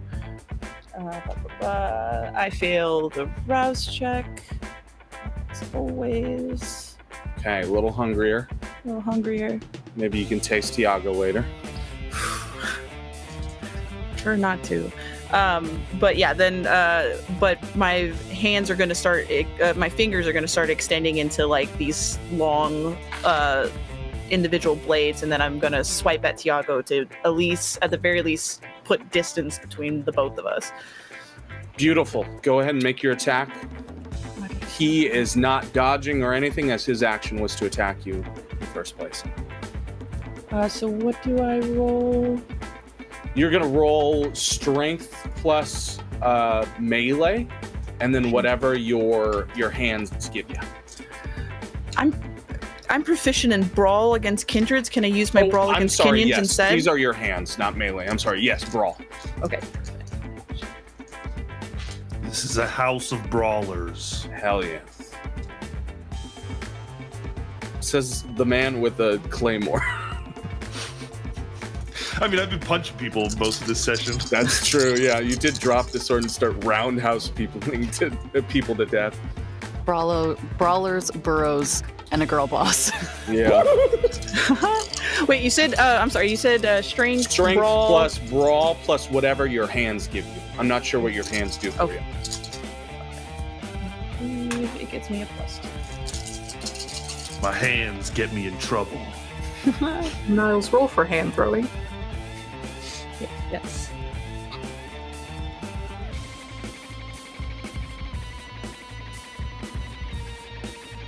That is 5 successes. 5 successes. Yeah. Beautiful. He eats a lot of that. You can see that pain cross his face as you retaliate. What does this look like as you draw your hand blades into him? I think since I got essentially sucker punched in the kidneys, is probably I dropped a knee, and then as I was kind of crouched down, that's when I like turn fingers into blade, and then I do like a low swipe up, trying to grab him by like the knees and the ankles. And like across the leg, so that and use that momentum to like get me back up to the top of back up on top of my feet. Beautiful. You seem to have succeeded in this round. You two trading these blows, and as he falls essentially to the floor, or at least stumbles back into the door threshold, you falling back and getting yourself back to your feet, he readies himself up for what is essentially a tackle. You, looking back, you can see Niles, he's probably trying to throw you down some fucking stairs. And he is like a bull in repose. You can almost picture the horns sprouting from his tattoos. And he is getting ready to take you out. What's your action against him here in round 2? Part of me wants to do that thing in the Tarzan movie where I like try to stab as the jaguar tackles me. Okay. I want to, through the Hell chest yeah. while he does that. Just Okay, charge right so into the blade. give me another dexterity plus brawl with your hand blades, and he'll give you a retaliation here. We'll see who comes out.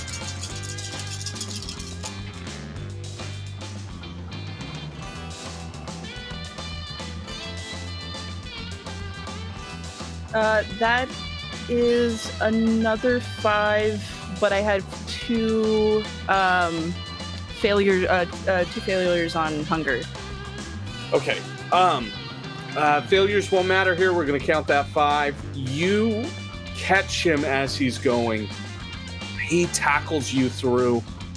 He gets a hold of you, but wasn't paying attention to your hands. You get the sense that Tiago is not a calculating man. And as you extend out your hand blades, he almost runs exclusively into them. And you catch him. You cascade him over you, almost using his momentum to cast over. And he flies back into the wall of runes, showing a distinctly Tiago-sized smear of some of the rituals circles behind him. And then he falls into the first few steps of those stairs, cascading down. We're entering now into the 3rd round between you two. What's your next action? Shit. What else can I do?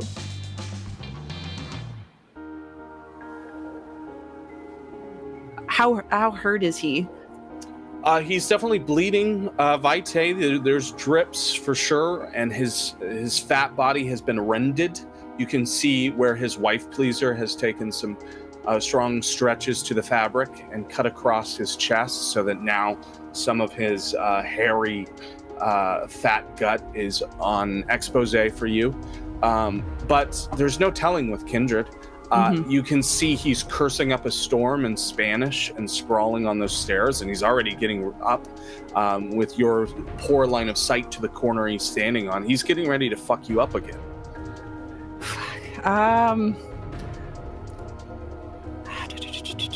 Let's see.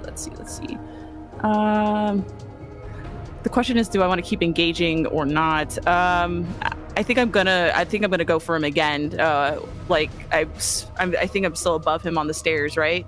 Yeah. That I think I'm gonna try to tackle him down the stairs. Okay. And plunge those claws into him again. And see if momentum will do the rest.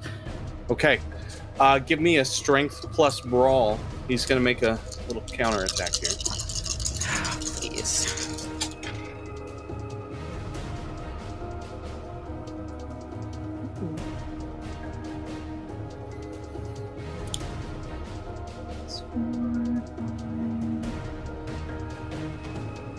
I got 7 this time. Okay. Yeah. He's getting fucked up. It's awful for him. He tries desperately to be ready for your launch there, and he goes to knee you in the face as you're coming down to tackle him from the angle, basically Wolverine leaping down to him. But what he failed to understand is that those knives are lethal weapons, and he's kneed himself into them. So your blades immediately extend into his kneecap, and you can feel the grating of your fingers along his patella bone as it disconnects from tendons and rends him across, and you extend the other straight into his chest, and the two of you collide with this corrugated steel of the backing to the staircase behind you, and there is a dent left by the collision of your two bodies. He is extremely hurt by this action, and you can see that his vitae is waning. He's hurt for sure. I'm going to leave you two here in the bowels of this staircase. But before I do, Niles, you can hear something below, just 2 stair flights down. And it feels bizarre against the backdrop of extending your claws out of Tiago's body. It's singing. Raguel, you are on the shipping container outside. You've just managed to disable the gun on Tiago's body. Tiago has gone on to bigger and better worlds where he'll soon lose the last grip on life he has. You see that the final 2 riflemen are coming out from the bottom floor to join the other 2 in the field, meaning that there are 4 on the ground level and 2 becoming dangerously close to you. What is the move here? 2 on your level, 4 on the bottom. Yeah, closest threat gets special treatment, so I'm just going to try to Saving Private Ryan this shit and just start fucking laying down fire. Beautiful. You turn your rifle, you pick up the bipod, you pivot on the shipping container, you get it rigged into the rim on the other side, you prime your sights along to find those 2 individuals. They're going to open fire as you swing that iron on them, and they become instantly aware of your body there. So you're going to have first shot, they're going to have second. Or a contesting roll. Excellent. Okay. So I'm going to roll dexterity plus firearms. Yep. Cool. That's going to be 4 since I don't have... all right. Didn't you rouse the blood? I did, yeah, but that only lasts for 1 roll, or does that last for the rest of the scene? Lasts for the scene, so you should be good. Okay. So that is almost all hunger die. It's 3 successes. Yeah, you pick off 1 individual entirely. How does this shot go through as one of them dies? Right through the, Ethan was not a sharpshooter in life by any stretch of the imagination, but he notices it's a lot easier to line up a shot when you're not having to worry about breathing or the blood pumping through your body. So he just sets those sights like right on his upper lip and just squeezes the trigger and just blows the back of his head out. Absolutely. There is this spray of Tarantino ketchup blood out the back as this viscera paints the back of the commercial white plastic wall, basically, of the shipping yard. He falls off of the shipping container, and you can hear, especially with your sights, your senses, the sound of him colliding twice with 2 shipping containers before he even hits the ground. It is an expert marksman shot. The other fires wildly and misses you, as you can feel the heat of those bullets extending into the container below you. There's a second round of combat as the remaining individual is going to fire on you again.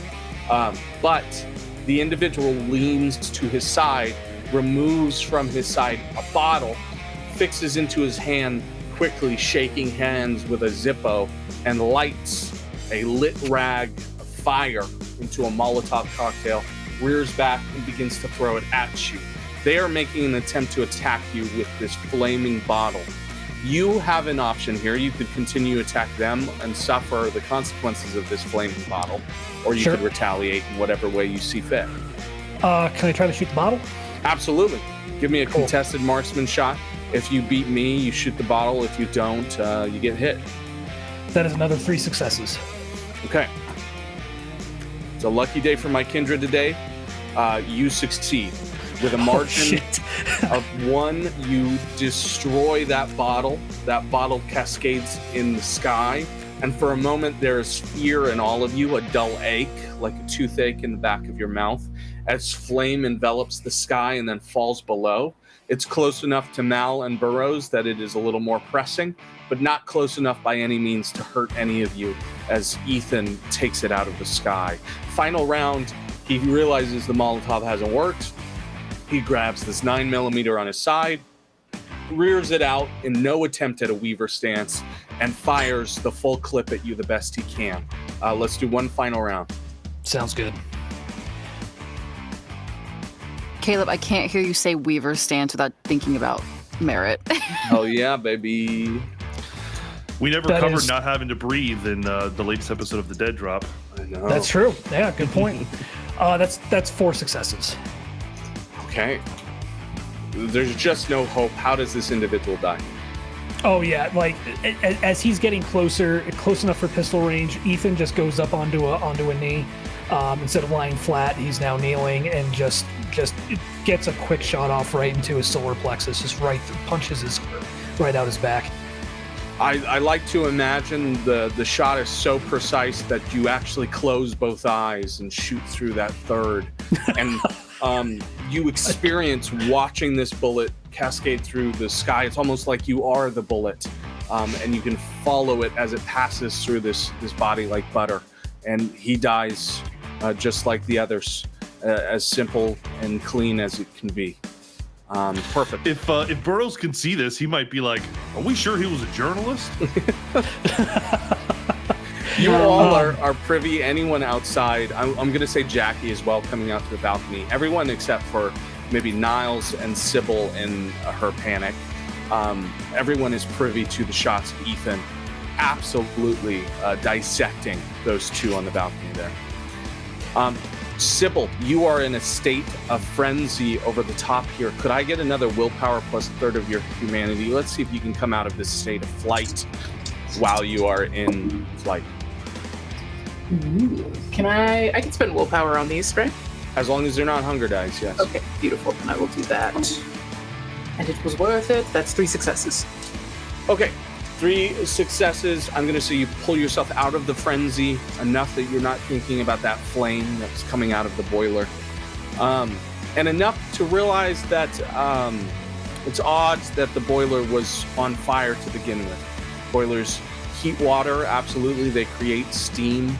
But the idea of an actual flame boiler is a little different than these modern nights. But you're out of it. You're here in the sky. You're flying. You are uniquely aware you left the C4 explosive on the floor of the attic up there. And you're ready to rock. Do you want to use your action here to accomplish anything? I will say it's going to be hard going back to that room without a continued fear. Yeah. I won't make you make another frenzy check for something you've already overcome this turn, but I will tell you that you will be at a disadvantage to acting within line of sight of that boiler. Okay. But I get the sense that it's close enough to blow up the boiler. You get the sense that, yes, you imagine this explosive where it sits now. Maybe, probably, might. Okay. It's a little less sure than it would be if it made it through the chute. But you think... But then again, you worked in an office all your life. Fuck. Okay. I'm still a bird. Okay. It's an important mantra to remind yourself. It does because I have better stats as a bird for this kind of thing. So I'm going to I do have better stats. Okay, birds go back. I'm gonna go back and try to put that brick in place. There are no thoughts. There is just do the task. Bird.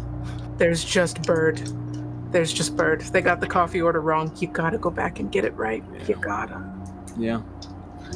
Okay. Beautiful. So you're going back in to collect that C4 explosive? Yeah, I'm just gonna try to move it. If I can do it in one line, like swoop, pick up brick, put brick where it needs to be, and get the fuck out of there, that is what I'm going for. Okay. Beautiful. You cascade through the window, you grab that C4 explosive, and you toss it into the boiler. Confirming? Have we gotten what we wanted?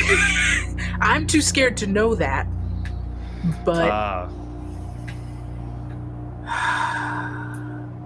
okay. Well, I mean, if you set it on it, it could probably start a chain reaction, so you might still be good. Yeah, that's true. And I don't know. Okay, I'm going to do what I set out to do. Fair. Dexterity plus your animalism, please. Okay.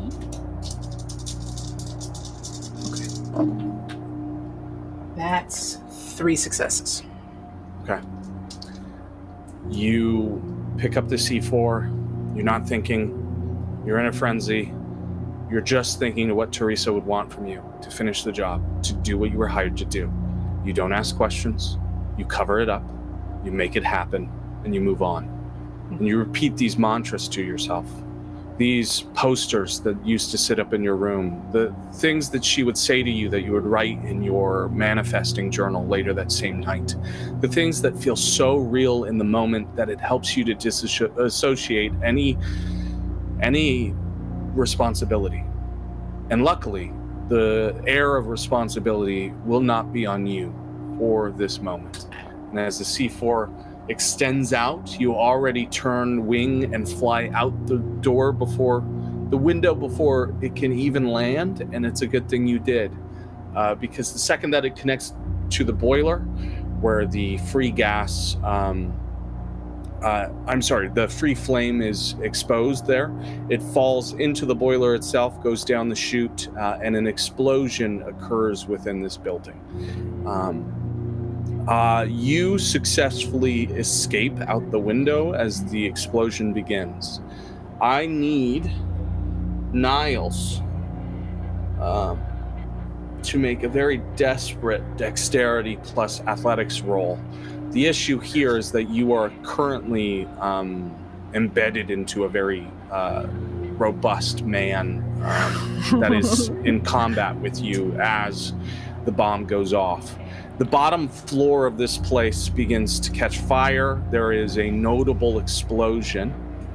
The luck in all of this is that the explosion takes place from underground, meaning that a lot of the destruction of the structure is from the foundation and not from the inside of the warehouse where Niles is. But there is a moment, a breath, and then this massive combustion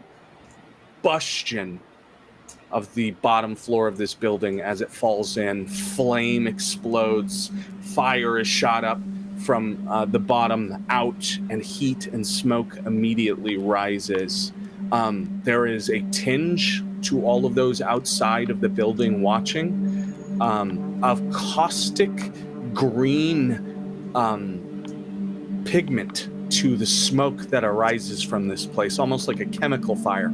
Niles, that athletics plus dexterity for me, please.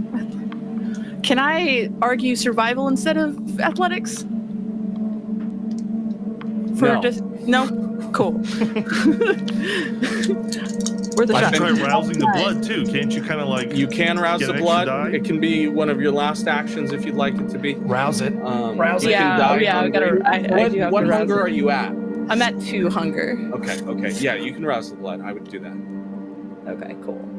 Just you know. Wow, consequences, huh? Did you Consequences. roll your rouse check for that blood surge? Yes. That was a fail. Okay, so you're hungrier. Yeah. Hunger 3. Give me that roll. That is 2 successes out of 4. Okay.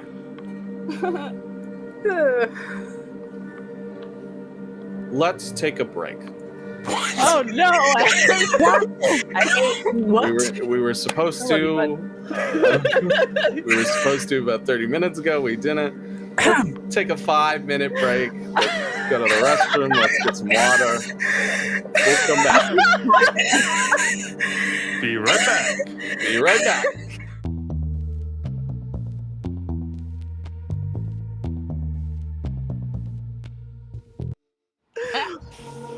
Niles, when a kindred dies, they revert to the exact age they were when they were embraced.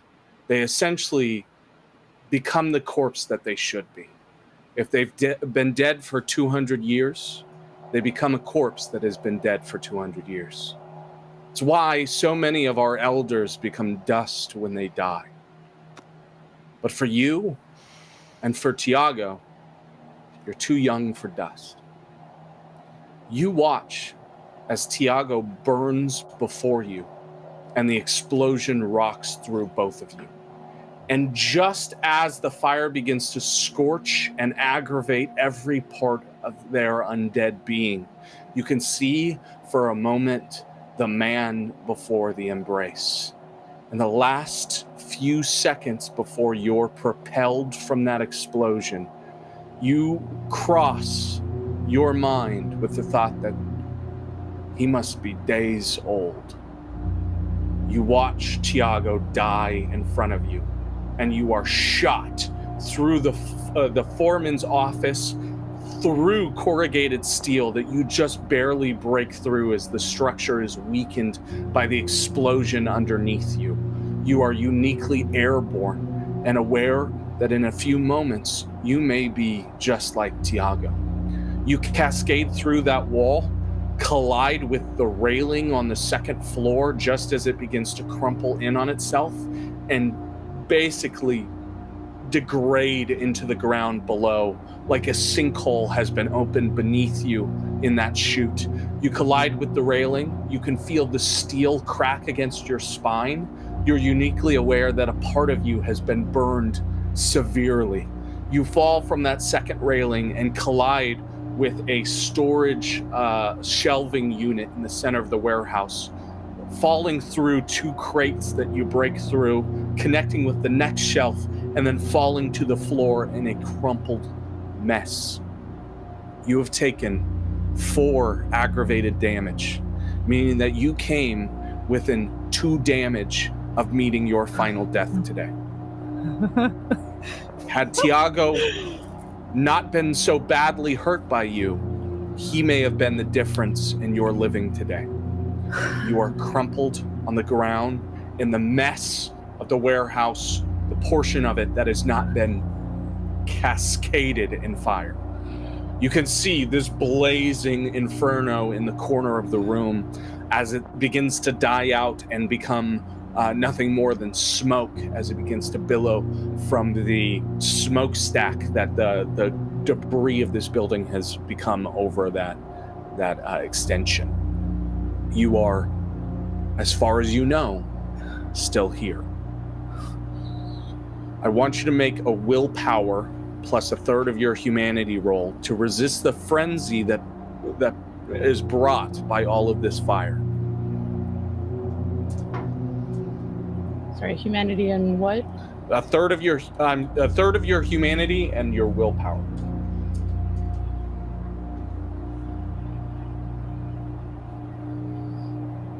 And that's rounded down on the humanity.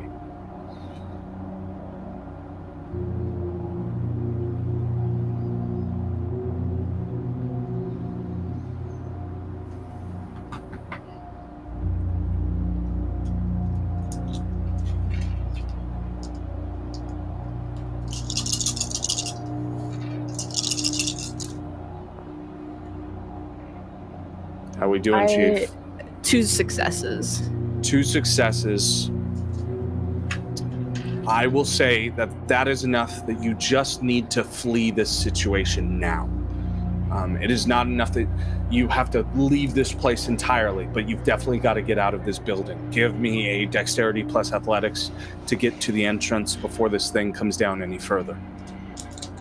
I think meanwhile outside, Burrows, is not going anywhere near that fire, but feels helpless and is trying to just kind of uselessly call out to everyone. We still got everyone? Where is everyone? 2 successes. 2 successes. You make it out of the door. All of you hear Burrows calling over the mania, over the explosion, over the massive fire here, for all of you to regroup.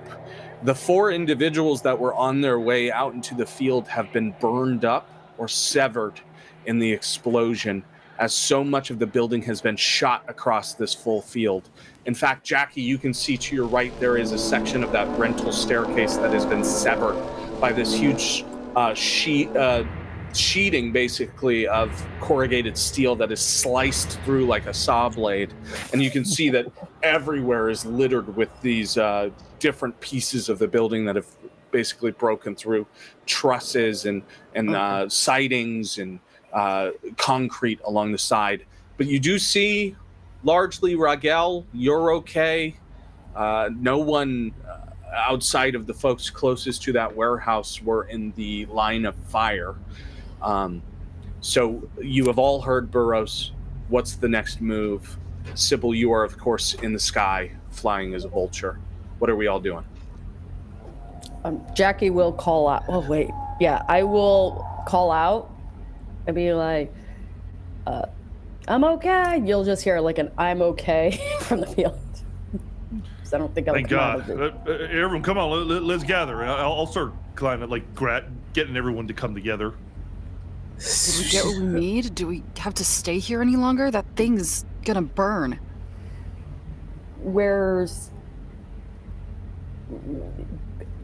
I'm with you, but where's I want to make sure we have everyone first. Yeah, where's Niles? Jackie, Mal, Burrows, you meet.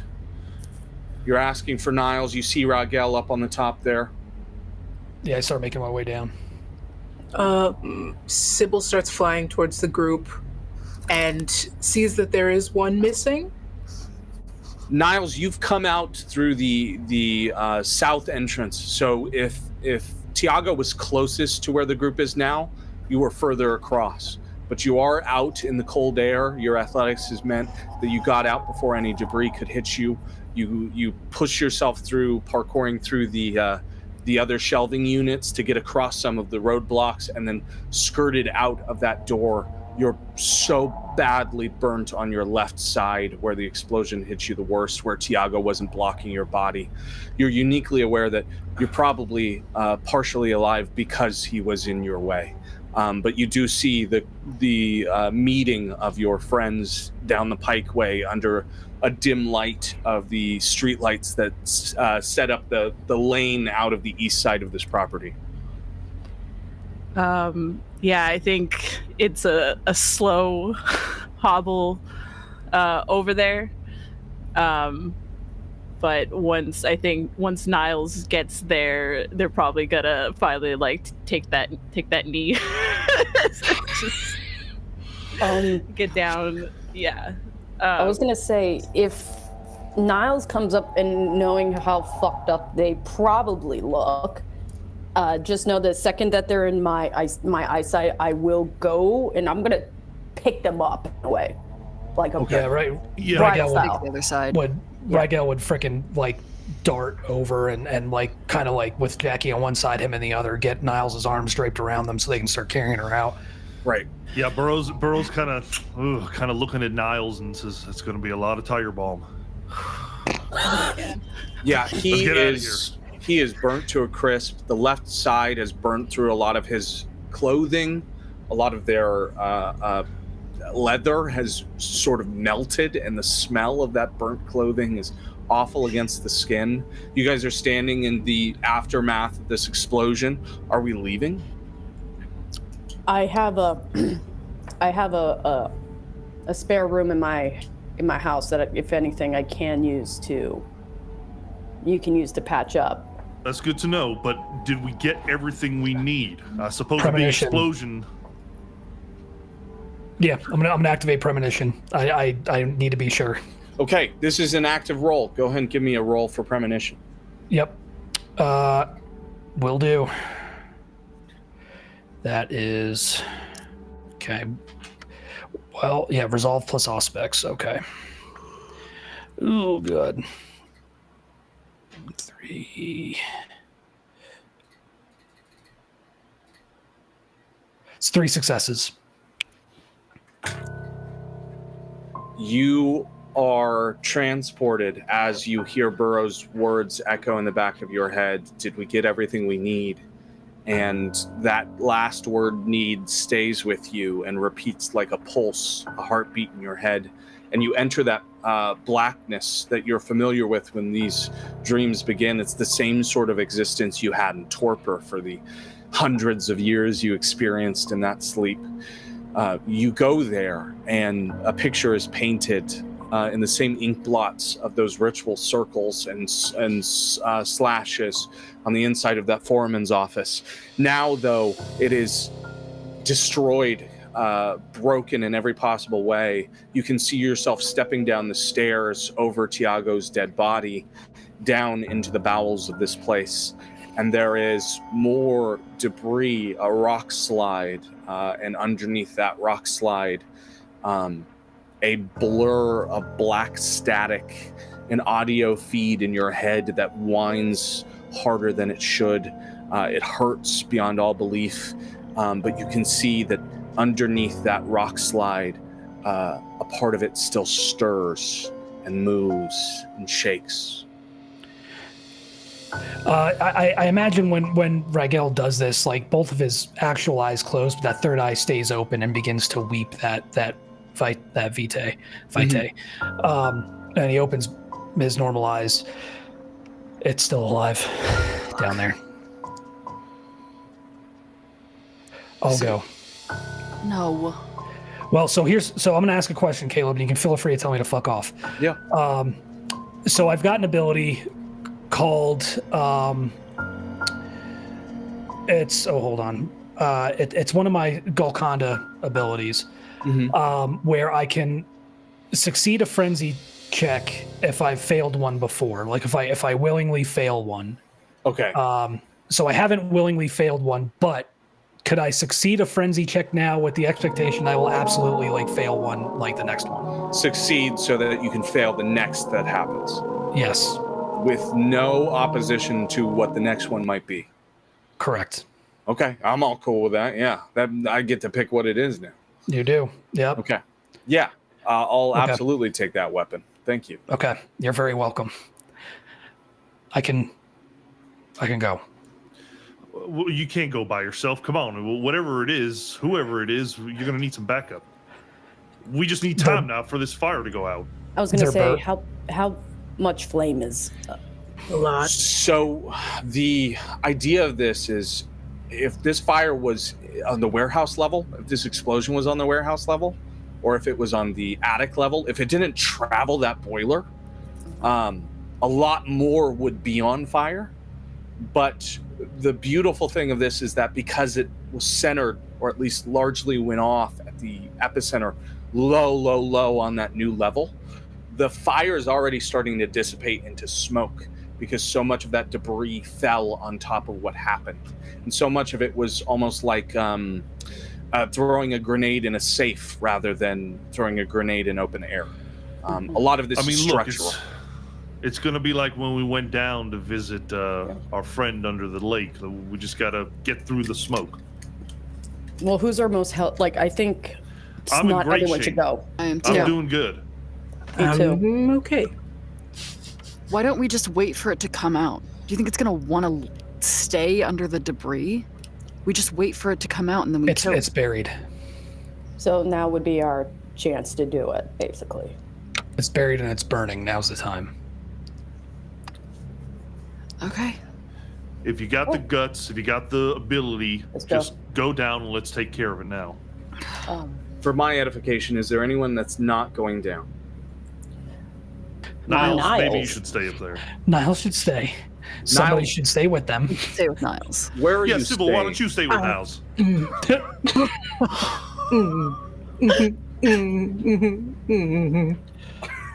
I'm gonna take that moaning as yes. Okay. They're doing this as a bird. It's the saddest. Yeah. Sad vulture sounds in agreement. Where are my kind of gangrels staying on the property? The circus van is still there. I think we are. If you are in the back of the van, Sybil is moving the van far away from the literal smoke. Is the car on while you're waiting?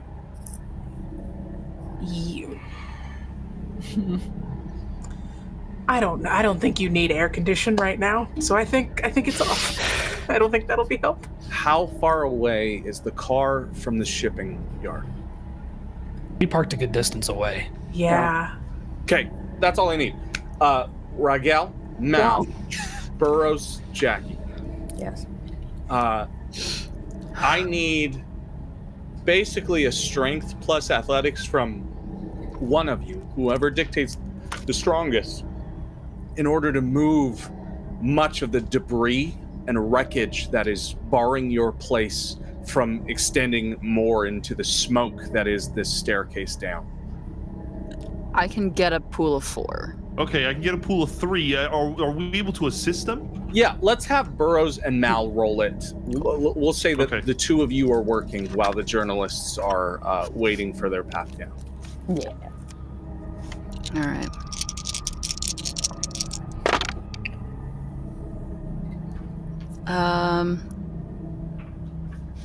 I'll use a willpower.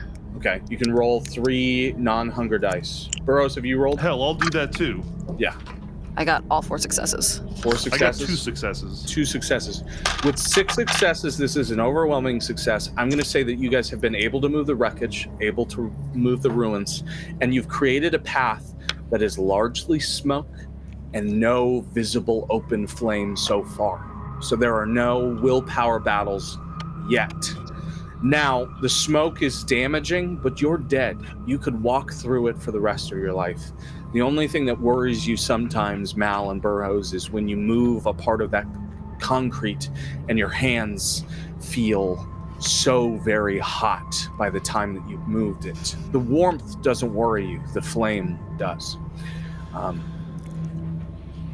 I would like to use shadow cast Okay. to send my shadow out all around us so that we are cloaked basically in the smoke, so that if this thing is functional and has vision, it has a harder time seeing us.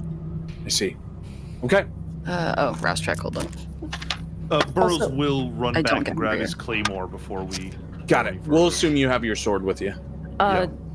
Caleb, Yes. with the smoke, I'm generally usually the bottom area. You have a little bit of clear air. With the scope of the rifle, can I look down and get a little bit of a visual on anything? Just trying to at least see what's ahead. Yeah, absolutely. You get down to the bottom, you get the sights going. It's strange because you are working down like a staircase. So the For sure. bottom sort of shifts and the staircase is barely intact in places. And there is a considerable amount of rubble. But it's a while in the stealth of that shadowed cloak that Mal gives you before you begin to see the first inch of the bottom floor after 2 flights down. Still intact enough that you can actually make it into this room, meaning that largely the chute was on the other side, and you all got lucky. The room is dark. There is a subtle glow. You imagine that there were lights on, but they must have died in a lot of this explosion. Difficult to see much else than that, but it looks to be what you expect of a basement floor. And then rows and rows of laboratory desks that have been severed and broken and cascaded across this room by the explosions. That's about all you get so far. I'm gonna, as I'm seeing everything like that, I will just call out what I see in the moment, so everyone can be a little bit where. So there's like a good, at least we can step down in that area. Got it. Perfect. You guys extend down into the lowest level, and the smoke is still really heavy in this room, enough that it's obfuscating a lot of what's in this room. Are there any attempts made to clear that in any way? Is there anything you guys are doing, or are we moving through the smoke? What's around that we could use to ventilate a little bit? I mean, would it just be a matter of moving some rubble to create a way for it to exit, or? I could definitely see that as a solution. Okay. So you communicate we that can't do to anything the... until we do something like that. So Yeah. So I'll communicate that. Do you speak? Yeah. Okay. Mal and Burrows, could I get a strength plus athletics check to try and get enough rubble out of the way to clear some of this smoke enough to see the room?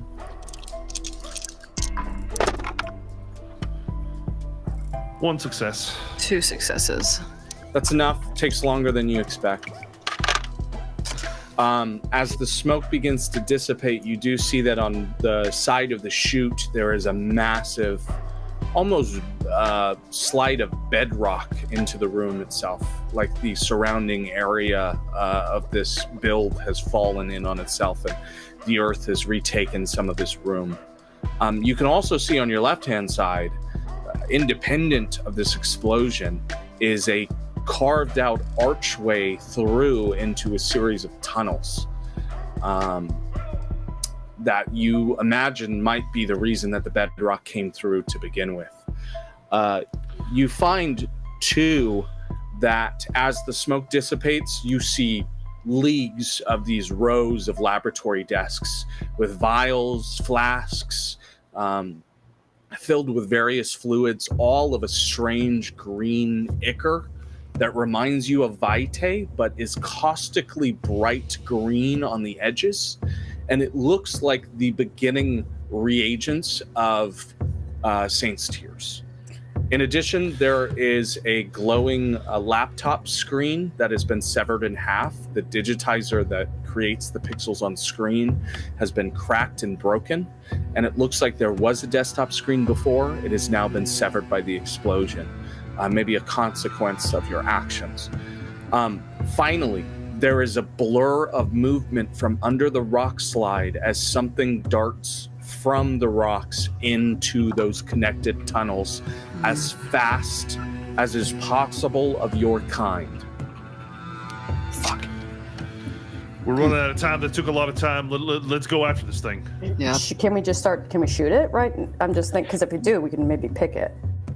You guys are running into the tunnels and opening fire the second you see it? I'm gonna try. You said there's a laptop? Yes. Broken in half. Does not look salvageable. I'm going to be real with you. Never mind. Cool.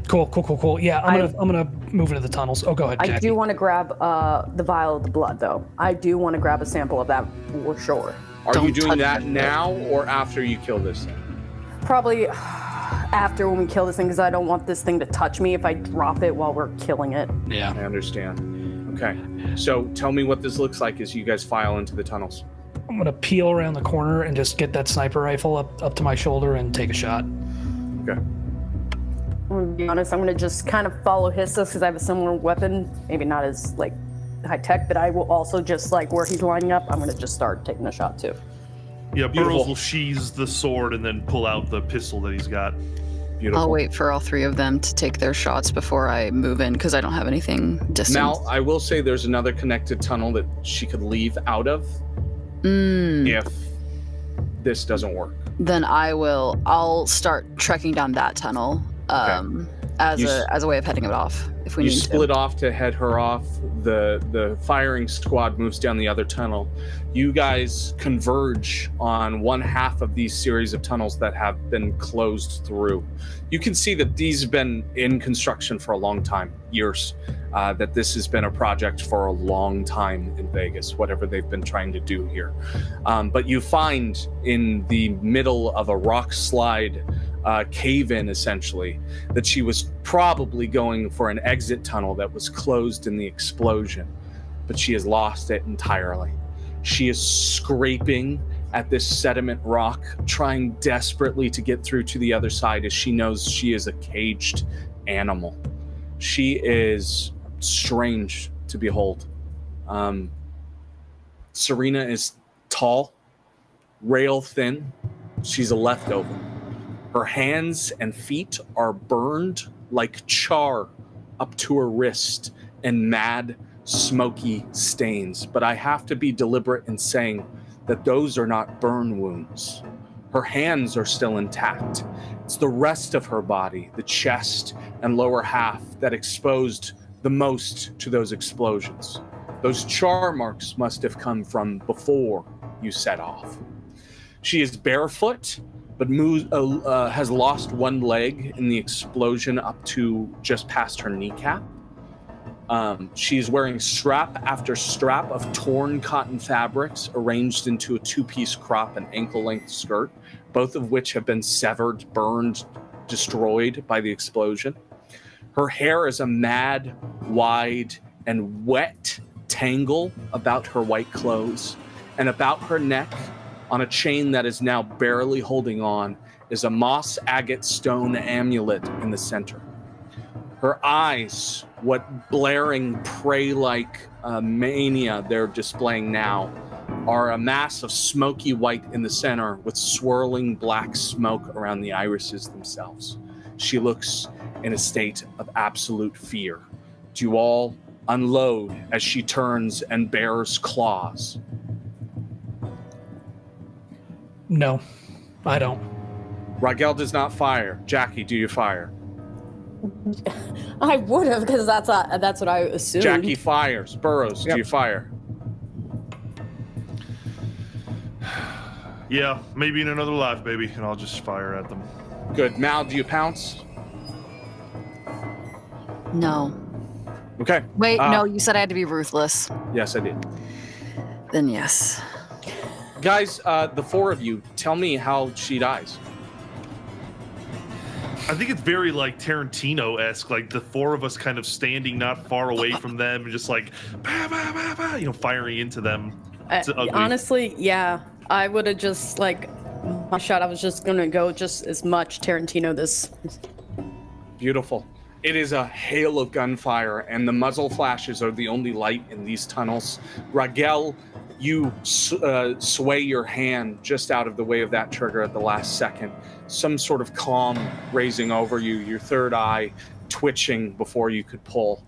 But you're shrouded in gunfire around you, and you can watch as she very resolutely slits her eyes in preparation of it and dives after all of you, but it's not nearly enough as she is blown back by the sheer unloading of the magazines. It's enough, just barely enough, to put her down. And as she's cascaded back, pressed up against those rocks, she dies her final death. And for some of you, it might be the first time you've ever witnessed this. The hands pressed back limply against the rock, the eyes losing all of their unlife. And then within just a moment, she decays and turns entirely to dust, dying immediately. Caleb? Yes. That amulet she has, is that amongst the pile of dust? Yes. The amulet drapes over one of the singular boulders beneath, and her clothes drape as well. I'm gonna grab that. Okay. As Jackie moves in, being sure to know that she is passed, Jackie, you reach in, you grab that amulet. It's still hot from the flames that enveloped her. Mm-hmm. You have to pick it out of the dust of what this person used to be. And as you're considering that morbid thought, I will leave you with what we will be dealing with next time we play. Somewhere distantly above you, you hear the whine of police sirens. I will see you all in 2 weeks. Oh my god. Nice. Thank Nice. you, everybody, for sticking Good it out stuff. with us. We've been waiting on that Lamia for a while here, and now we finally got her. Serena has bit the dust, and we'll move on. In 2 weeks, we'll see how we handle the police aftermath of this, whether we can get away unscathed. Thank you all for being here. It wasn't me. We got this. We've done it with the hospital Caleb. Thanks for before. running it. Of course. That was such Yeah, a good thank you, episode. Caleb. That was so good. awesome, So good. guys. So We'll have good. a combat episode, so I'm glad we got it in. Oh, hell So yeah. good. Damn. All right, we'll see everybody next time. Thank All right, you. guys. Thanks, Thank you guys Bye, for sticking us everybody. out. Bye, y'all. Bye.